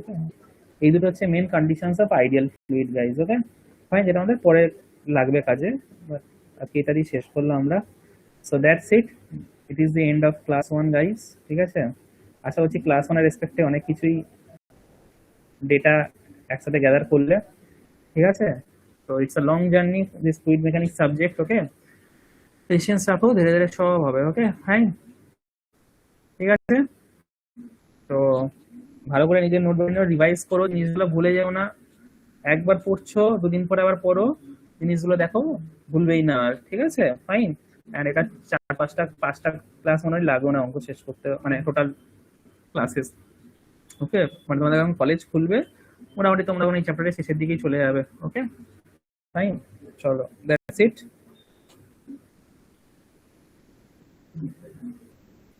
চলো রাখছি, ঠিক আছে। তোমাদের যে লেভেলের পড়াবো এই ক্লাস, মানে ফ্লুইড মেকানিক্স বা পাওয়ার ইঞ্জিনিয়ারিং যতটা আছে, ঠিক আছে, যে স্ট্র্যাটেজিতে বলবো সেই স্ট্র্যাটেজিতে পড়ো, কারণ ফিফথ সেমিস্টারে অনেক হাতে অনেক কিছু করতে হবে, নিজের এখন ইন্টার্নশিপেরও জিনিস দেখো কোথায় কি করতে পারো, কলেজে একসাথে বন্ধুরা মিলে পাওয়ার প্ল্যান্টে ভকেশ্বরে এখানে লোকে যায়, না গেলেও হয় রেলে আছে, ঠিক আছে, রেলের দুদিনে ফ্রি ট্রেনিং করে বা অন্য কোথাতে ফ্রিতেই চেষ্টা করো করা, টাকা ওয়েস্ট করো না, ঠিক আছে, টাকা ওয়েস্ট আমাদের অন্য ফিউচারে আগস্টে অন্য একটা নতুন এক্সট্রা অন্য কিছু যারা প্রিপারেশন করে তার জন্য নিয়ে আসছি, অলরেডি আলটিমেট আছে, তো পরে পরে ডিসকাস করবো আমরা, তো টাকা বাঁচাও, নিজে সেভ করো, ঠিক আছে, আমাদের থেকে এত জিনিস পাবে ফিউচার নেক্সট 1 ইয়ারে, ঠিক আছে, ভাবনা বেড়ে যারা সিরিয়াস আছো নিজের লাইফের ব্যাপারে, শুধু তো একটা ক্যাম্পাসিং পাওয়া না পাওয়া তো সবকিছু নয়, সবাই পেতেও পারো বা অনেকজন না পেতে পারো, অনেক কারণ হতে পারে তার জন্য, ঠিক আছে, যাক ওটা আমরা নেক্সট উইকে ডিসকাশন করবো ওই ক্লাসটা, ঠিক আছে, ওই ক্লাসটা মজাদার হবে, চলো, গুড নাইট, হ্যাঁ, বাই,